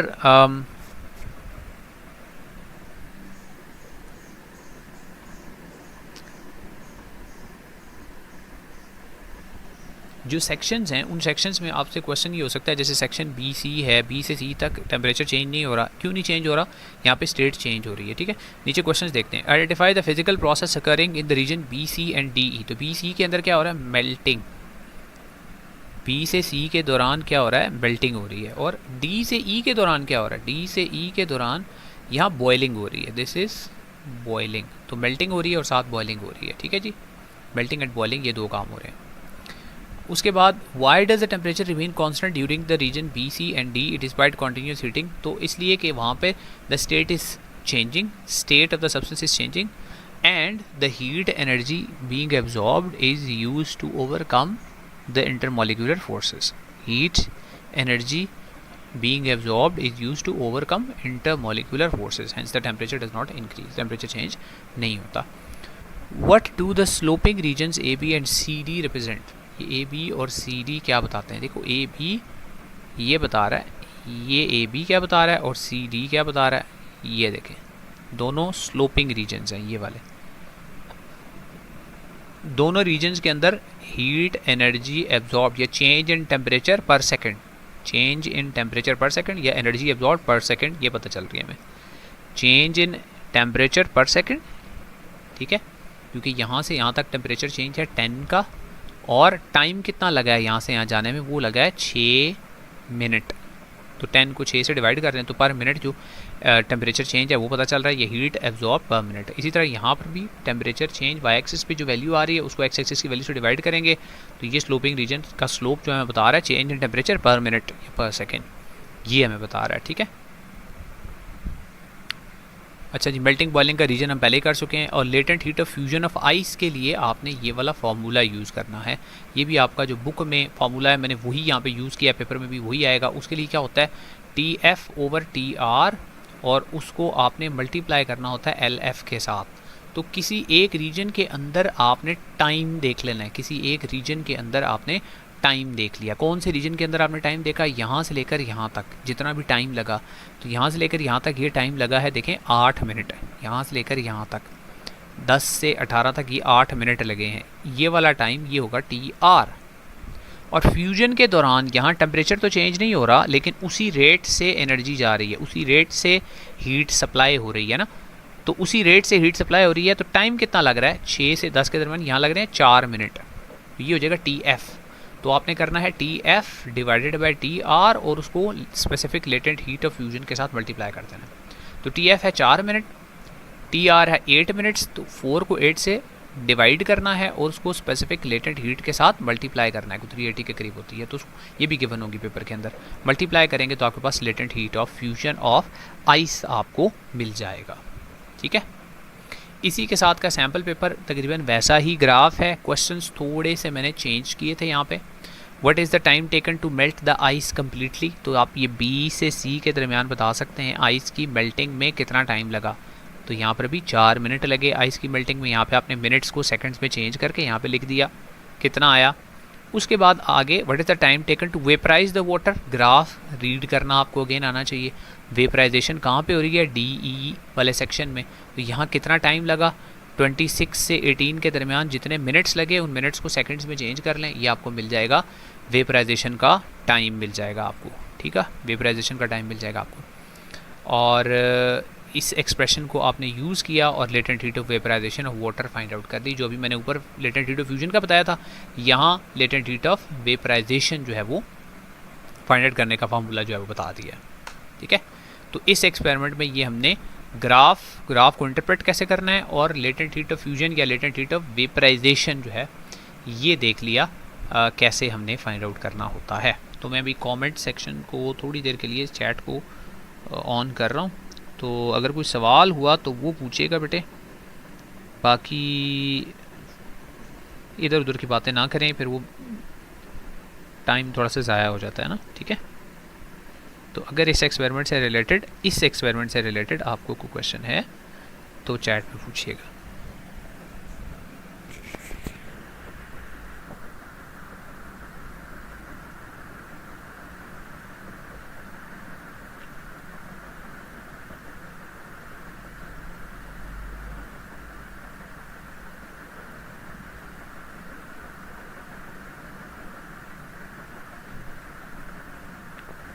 हाँ जी, इस एक्सपेरिमेंट से रिलेटेड अगर आपका कोई क्वेश्चन है तो ये भी लाइव चैट में आप पूछ सकते हैं।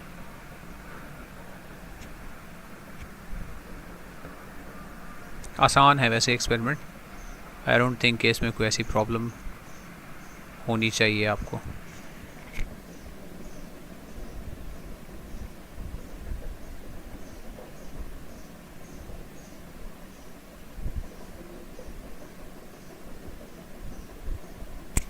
लेटेंट हीट, अच्छा लेटेंट हीट जो है ना, इसकी डेफिनेशन भी आपको पता होनी चाहिए। ये है amount of heat required to change the temperature of unit mass of a substance. अगर वो लेटेंट हीट ऑफ फ्यूजन है तो it is the amount of heat required to change unit mass of a substance into liquid, unit mass of a solid substance into liquid. अब वो कैसे find out करनी है, latent heat of fusion है, दो तरीके हैं। Latent heat, specific latent heat of fusion नहीं कह रहा, latent heat of fusion H, वो है मास को मल्टीप्लाई कर दें specific latent heat of fusion के साथ। एक ये तरीका है M/LF, ये आएगी लेटेंट हीट ऑफ फ्यूजन। दूसरा तरीका ये है ग्राफ की मदद से ये करना। आप ग्राफ की मदद से कैसे करना है, ये आपकी बुक में भी है पूरा टॉपिक, कि आपने ये देखा कि इस सेक्शन सी से लेकर डी तक, इस सेक्शन के दौरान कितने रेट से हीट दे रहे हैं आप, रेट ऑफ हीट सप्लाई।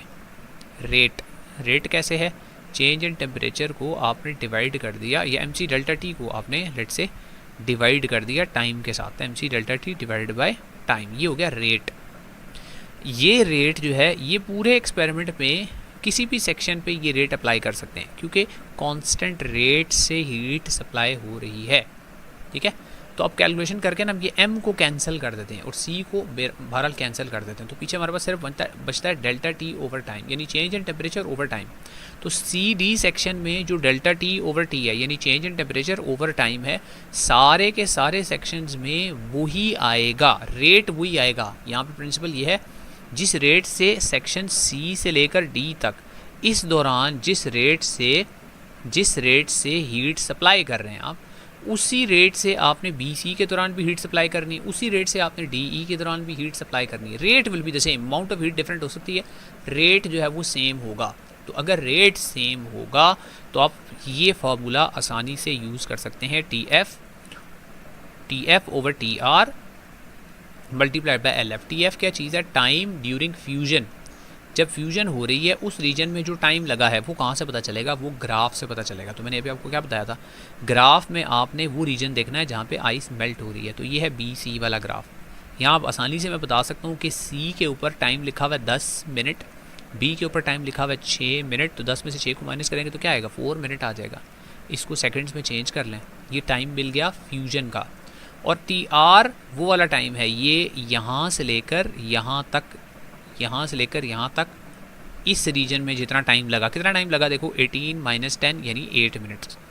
तो T F over T R यानी 4 ओवर 8, और ये एल एफ की वैल्यू आपको गिवन होगी, इसके साथ आप मल्टीप्लाई कर देंगे तो आपको latent heat of fusion of ice मिल जाएगी। ठीक है, specific heat of capacities PB में किस तरह आएगा, और कंसेप्चुअल क्वेश्चन, कंसेप्चुअल यही है बेटे, स्पेसिफिक हीट कैपेसिटी क्या चीज़ होती है आपको पता होना चाहिए। ठीक है, और यहाँ पे प्रिंसिपल कौन सा यूज़ कर रहे हैं, प्रिंसिपल है heat gained by heat lost by a substance is equal to heat gained by the other subject. ये हीट एक्सचेंज का प्रिंसिपल आपको पता होना चाहिए। बाकी मैसेज भी गिवन होंगे, टेम्परेचर भी गिवन होगा। स्पेसिफिक हीट कैपेसिटी सॉलिड की फाइंड आउट करनी है तो उसको सब्जेक्ट बना लेना, और अगर लिक्विड की फाइंड आउट करनी है तो उसको भी सब्जेक्ट बना लेना। ठीक है,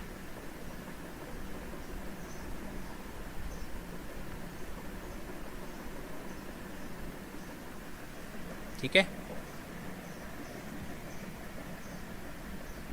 अच्छा, डी ई वाला लॉन्गर क्यों है, अच्छा गुड क्वेश्चन। यहाँ देखें, ये जो ग्राफ है इसमें जानबूझ के मैंने डी ई वाला सेक्शन ज़रा लॉन्ग बनाया है, ये वाला सेक्शन लॉन्ग है और ये वाला सेक्शन देखें ये छोटा है। ठीक है, इसलिए कि जब कन्वर्ट हो रहा होता है ना लिक्विड गैस के अंदर, लिक्विड यानी गैस में कन्वर्ट होना है, तो वाटर के मॉलिक्यूल्स जो पहले ही थोड़ा थोड़ा एक दूसरे से दूर होते हैं ना, उन्होंने और दूर जाना होता है वेपर में, तब वो कन्वर्ट होंगे। लेकिन उनको एयर प्रेशर उनको नहीं जाने दे रहा एक दूसरे से दूर, यानी एक्सपैंड नहीं होने दे रहा एयर प्रेशर, एटमॉस्फेरिक प्रेशर उनको एक्सपैंड नहीं होने दे रहा। अब उनको एक तो लिक्विड के दरमियान जो इंटरमॉलिक्यूलर फोर्सेस है ना उनको ब्रेक करना है, बिटवीन द लिक्विड जो इंटरमॉलिक्यूलर फोर्स है उनको भी ब्रेक करना है, और जो एटमॉस्फेरिक प्रेशर है उसके अगेंस्ट भी वर्क डन करना है। दो किस्म के काम करने हैं, तो दोनों के लिए एनर्जी चाहिए, तो इसलिए वो एनर्जी ज़रा ज़्यादा चाहिए होती है। लेकिन जब फ्यूजन हो रही है, जब सॉलिड लिक्विड में कन्वर्ट हो रहा है ना, तो सॉलिड लिक्विड में कन्वर्ट हो रहा है, तो अब एक ही किस्म का वर्क डन है कि सॉलिड के पार्टिकल्स ऐसे पास हैं। अब आपने एनर्जी सप्लाई जो करनी है, उस एनर्जी को यूज़ करते हुए इन मॉलिक्यूल्स ने एक दूसरे से थोड़ा थोड़ा दूर होना है, लिक्विड में कन्वर्ट होना है। तो यहाँ पर work done is to overcome the intermolecular forces. लेकिन डी ई रीजन के दौरान जहाँ पे लिक्विड गैस में कन्वर्ट हो रहा है, वहाँ पे दो तरह की एनर्जीज मतलब चाहिए। एक है इंटरमॉलिक्यूलर फोर्सेस को ओवरकम करना, और दूसरा work done against atmospheric pressure. ठीक है, molecules have to do work against the atmospheric pressure and overcome the intermolecular forces, hence they need more energy, hence DE is larger than BC। BC के मुकाबले में DE इसलिए larger होता है। ठीक है जी, नहीं जी पेपर मैं नहीं चेक कर रहा, लेकिन पेपर जो है वो 10th के ठीक हुए हैं, 9th का फिजिक्स का थोड़ा सा गड़बड़ा है। मैं फिज़िक्स भी पढ़ाता हूँ, मैथ्स भी पढ़ाता हूँ, केमिस्ट्री भी पढ़ाता हूँ, तीनों पढ़ाता हूँ। टी एफ और टी आर बेटे ग्राफ के अंदर से देखें, ग्राफ में एक्स एक्सिस पे टाइम लिया हुआ है, एक्स एक्सिस पे क्या चीज़ है बेटे, टाइम लिया हुआ है, ये टाइम है। अब इस टाइम में सिर्फ आपने ये देखना है कि जब मेल्टिंग हो रही है या जब बॉइलिंग हो रही है, मैं आपसे पूछूं बॉइलिंग में कितना टाइम लगा है, तो आप मुझे क्या बताएंगे? आप कहेंगे सर देखें बॉइलिंग डी से शुरू हुई है, डी पे 18 मिनट है, ई पे जाके बॉइलिंग ग्राफ के ऊपर नज़र आ रहा है कि ख़त्म हो गई है बॉइलिंग, वहाँ पे 26 सेकंड है, तो टाइम कितना लगा बेटे? 26 में से 18 माइनस कर लो, 8 मिनट लगे। ठीक है, इसी तरह मेल्टिंग के दौरान यहाँ बी से सी के दौरान मेल्टिंग हुई है, बी से सी के दौरान मेल्टिंग हुई है, कितना टाइम लगा बेटे? 10 में से 6 माइनस करेंगे 4 आ जाएगा। और जब वाटर का टेम्परेचर 0 से 100 डिग्री हुआ है तो उसमें टाइम कितना लगा? देखें 10 से लेकर 18 तक कितना टाइम लगा होगा बेटे? 8 मिनट लगे होंगे। तो ये आपको ग्राफ से रीड करना होगा, याद नहीं करना होगा ठीक से। ठीक है,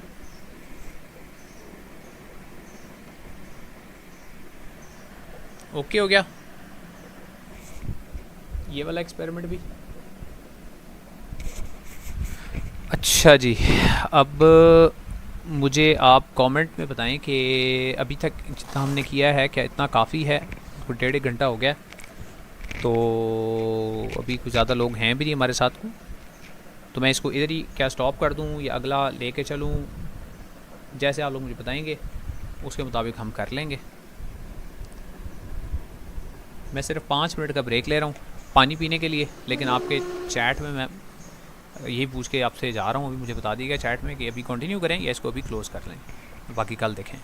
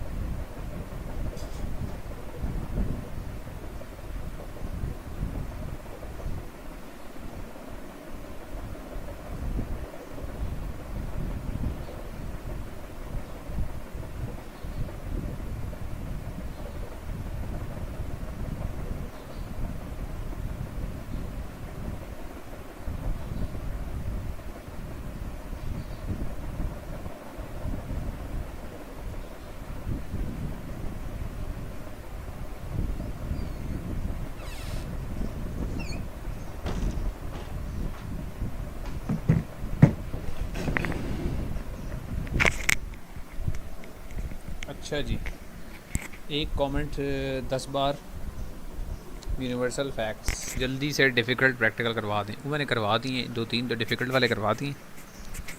अच्छा, योर चॉइस, चलें देखते हैं और प्रैक्टिकल करवा दें। कंटिन्यू योर चॉइस, ओके जी, ठीक है यूनिवर्सल फैक्ट्स आपको पढ़ लिया मैसेज मैंने। कंटिन्यू चलें, अगर आप लोग पढ़ना चाह रहे हैं तो 8-10 भी हैं तो no problem, I will continue with it. अच्छा, इसमें जो मुश्किल प्रैक्टिकल लगता है स्टूडेंट्स को एक और, वो इलेक्ट्रिसिटी के सेक्शन का है, वो ज़रूर करवा देता हूँ आपको। वो इससे अगला ही है, ये आसान है, ये समझ आ जाते हैं, उसमें थोड़ा सा आप लोग घबरा जाते हैं, इसलिए वो करवा रहा हूँ। ठीक है जी, ओके, आई विल कंटिन्यू। ये एक्सपेरिमेंट है, study the effect of combining resistors in series and in parallel on the total या इक्विवेलेंट रेजिस्टेंस। तो देखें, रेजिस्टर्स को लगाने के 2 तरीके होते हैं, एक सीरीज़ और एक पैरेलल। तो सीरीज़ में रेजिस्टर्स को कैसे कनेक्ट करते हैं? एक रेजिस्टर, ये एक सिंबल है रेजिस्टर का, इसके साथ ही अगला रेजिस्टर, इस तरह के दोनों के एंड पॉइंट्स आपस में जुड़े हुए हों, फिर इसके बाद अगला रेजिस्टर, फिर उसके बाद जितने लगाने हैं उतने लगा दें।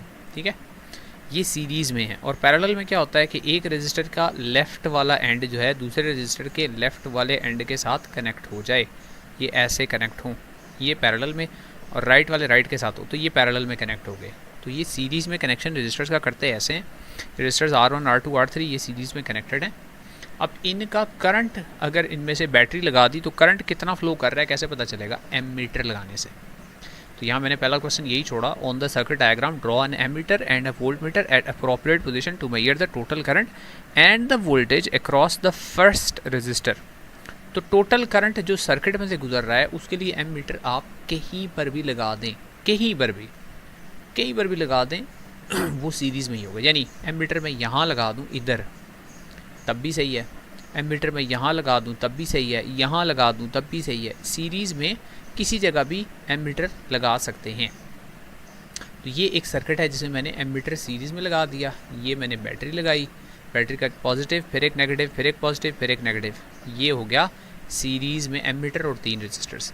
अब सिर्फ पहले रजिस्टर की वोल्टेज फाइंड आउट करनी है, पहले रजिस्टर की वोल्टेज। तो यहाँ पर मैंने वोल्ट मीटर लगा देना है यहाँ, ठीक है, इधर ये मैंने वोल्ट मीटर लगा दिया सिर्फ अगर पहले रजिस्टर की वोल्टेज फाइंड। दूसरे की करनी है तो ये वोल्ट मीटर मैंने यहाँ के बजाय इधर लगाना है, इधर लगा देना है, ठीक है। 1 वोल्ट मीटर होगा तो अब मैंने वो इधर लगाना होगा। तो जहाँ आप सिखा जाएगा वहाँ आप डायग्राम में ड्रॉ कर देंगे। अब होगा क्या अगर आप R3 के साथ एक R4 भी कनेक्ट कर दें तो आपने बताना है टोटल रेजिस्टेंस पे क्या फ़र्क पड़ेगा। तो टोटल रेजिस्टेंस का फार्मूला क्या होता है, टोटल इक्विवेलेंट रेजिस्टेंस होता है R1 plus R2 plus R3 plus R4, आगे जितने भी रजिस्टर्स हैं।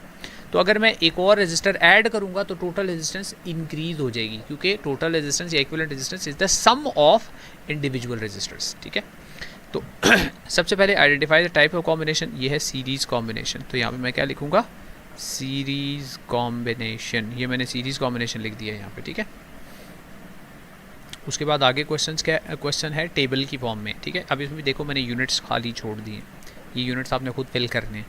वोल्टेज अक्रॉस R1, तो वोल्टेज का यूनिट क्या होता है, वोल्ट्स, कैपिटल V लगा देंगे। रजिस्टर का यूनिट क्या होता है, ओम, उसका सिंबल लगा देंगे। R2 इसका सिंबल ऐसे करके लगा देंगे।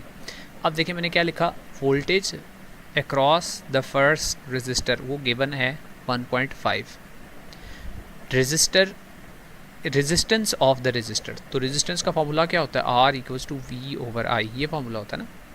तो V है 1.5 और करंट है 1.5 को 1 से डिवाइड करेंगे तो यहाँ 1.5 ही आ जाएगा। Voltage across the second register वो है 2, उसकी रेजिस्टेंस कैसे निकलेगी, 2 को भी 1 से डिवाइड करेंगे, यहाँ पे फिर से 2 आ जाएगा। Voltage across the third register 2.5 को 1 से डिवाइड करेंगे फिर से 2.5 आ जाएगा। टोटल वोल्टेज कितनी है, वो है 6। टोटल रेजिस्टेंस कैसे आएगी, टोटल रेजिस्टेंस के लिए आपने क्या करना है, टोटल वोल्टेज को टोटल करंट से डिवाइड करना है। तो टोटल वोल्टेज है 6, टोटल करंट अभी भी 1 ही रहा, 6 को 1 से डिवाइड करेंगे तो आंसर क्या आ जाएगा, 6। लेकिन आपने जो अलग अलग R1, R2, R3, ये मैं सर्कल करने लगूँ, ये R1, ये R2, ये R3, ये जो अलग अलग कैलकुलेट किए हैं इनको प्लस करने से क्या आ रहा है तो 2, 2.5, 1.5 इनको ऐड करेंगे तो फिर भी 6 ही आएगा। तो इक्विवेलेंट रेजिस्टेंस फिर भी 6 आ रही है और आपका डिफरेंस 0 आ रहा है, ठीक है। अब आप अगर एक और रजिस्टर ऐड करेंगे तो ये जो टोटल रेजिस्टेंस है ये इक्विवेलेंट रेजिस्टेंस पहले से ज़्यादा हो जाएगी, इंक्रीज हो जाएगी। तो नीचे यही हमने करना। If another resistor is added to the circuit given above, what will happen to the total resistance of the circuit, the total resistance of the circuit will increase. Reason क्या है, रीज़न ये है कि द टोटल या equivalent resistance is given as the sum of all the individual resistors. तो लिहाजा आपको total resistance जो है वो R1 plus R2 plus R3 plus R4 करना पड़ेगा, तो वो इसलिए ज़्यादा हो जाएगी। Explain why the current through all resistors is same in a series circuit, क्यों कि there is only one path, there is only one path for the current to flow, for the current to flow. इसलिए तमाम registers में से एक जैसा current जो है वो फ्लो करता है। If the potential difference also say same across all, is the potential difference also same across the resistors, तो नहीं, सीरीज में देखो जो पोटेंशियल डिफरेंस होता है वो डिवाइड हो जाता है ना। लेकिन चले क्वेश्चन ये था कि सारे रजिस्टर्स अगर बराबर हैं तो क्या उनके क्रॉस पोटेंशियल डिफरेंस सेम होगा, तो सारे रजिस्टर्स अगर बराबर हैं तो सेम होगा। लेकिन सारे रजिस्टर्स अगर बराबर नहीं हैं, अगर कोई रजिस्टर बड़ा है कोई रजिस्टर छोटा है, तो जिस रजिस्टर की रेजिस्टेंस ज़्यादा होती है उसके अक्रॉस वोल्टेज भी ज़्यादा होता है, और जिस रजिस्टर की रेजिस्टेंस कम होती है उसके अक्रॉस वोल्टेज या पोटेंशियल डिफरेंस भी कम होता है। तो the potential difference across the resistors is not the same because their resistance is not the same. उनका जो क्रॉस पोटेंशियल डिफरेंस होता है वो डिपेंड करता है उनकी रेजिस्टेंस के ऊपर डिपेंड करता है, ठीक है। तो ये इस क्वेश्चन का आंसर होगा। अब ये था वैसे माइनर में से था, लेकिन मैंने आपको इसलिए करवा दिया कि इलेक्ट्रिसिटी के सेक्शन का जो है एक्सपेरिमेंट अक्सर स्टूडेंट्स है वो उसको मुश्किल समझ के छोड़ देते हैं, तो इसलिए इसको छोड़ना नहीं है। इससे रिलेटेड आगे एक दो और एक्सपेरिमेंट्स भी हैं माइनर में, वो भी बता दूंगा आज ही या अगली नेक्स्ट वीडियो में इंशाल्लाह वो बता दूँगा। अब इससे रिलेटेड अगर किसी को कोई सवाल है तो वो पूछ लें। Spring constant, plane mirror, prism, lamina please. हाँ जी, ये भी करवाते हैं जी, अभी ये भी करवाते हैं, अभी ये भी सारे करवाएंगे, टेंशन नहीं लें, बार बार ना करें, एक मैसेज मैं पढ़ रहा हूँ, ठीक है। गैस भी दे दें, मैंने स्टार्ट में गैस दे दिया था, एंड में फिर एक दफ़ा दे दूंगा, ठीक है। यूनिवर्सल फैक्ट्स बेटे बार बार नहीं करें, बार बार नहीं करें।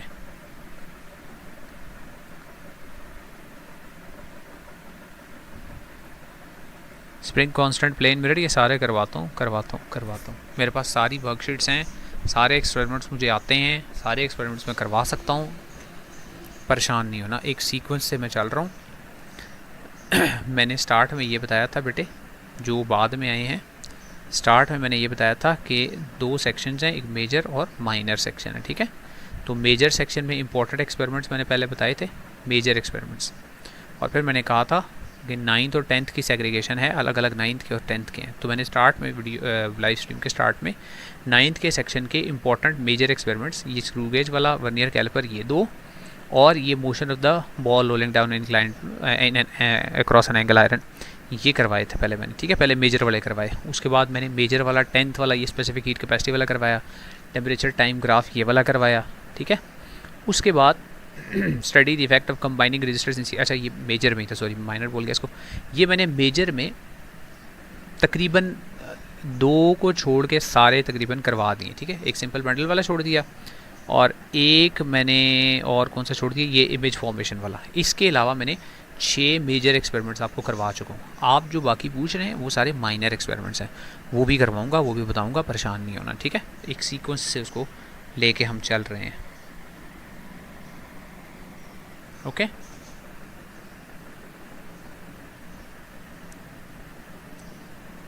अच्छा, पेपर मैंने नहीं बनाया जी, तो लीक मैं नहीं, कोई भी नहीं कर सकता, और जिसने बनाया होता है वो लीक नहीं करते। फेडरल बोर्ड में बहुत अच्छे टीचर्स होते हैं, वो लीक नहीं करते। हाँ, अपने एक्सपीरियंस की बेस पे ना हम आपको सिर्फ बेटे गाइड कर सकते हैं, हम आपको बता सकते हैं कि इस किस्म के ये वाले एक्सपेरिमेंट्स इंपॉर्टेंट हैं, इस किस्म के क्वेश्चंस आ सकते हैं। ये थ्योरी का इवन पेपर होता है, तो हम ये आप बताते हैं ना आपको, ये चैप्टर इंपॉर्टेंट है, इसमें से इस किस्म का क्वेश्चन बन के आ सकता है। आपको सिर्फ देखें, मैंने तरीका बता दिया कि वर्नियर कैलिपर स्क्रू गेज से रीडिंग कैसे लेते हैं। अब अगर आपको तरीका समझ आ गया तो फिर आपको पेपर लीक की क्या ज़रूरत है, फिर आपको आसानी से आप कर सकते हैं, ठीक है। अब उसके बाद माइनर जो एक्सपेरिमेंट्स रह गए हैं ना जी, ये centre of gravity of a plane, lamina, ये वाला स्प्रिंग कांस्टेंट वाला, ये इंपॉर्टेंट है। माइनर के लिए ऐसा करते हैं कि अभी मैं इसको लाइव स्ट्रीम को कंक्लूड करता हूँ, तो मैं देखता हूँ कि अगर कल फीजिबल लगता है मुझे तो कल लाइव स्ट्रीम एक और कर लेंगे, वरना मैं वीडियो अपलोड कर दूँगा, ठीक है।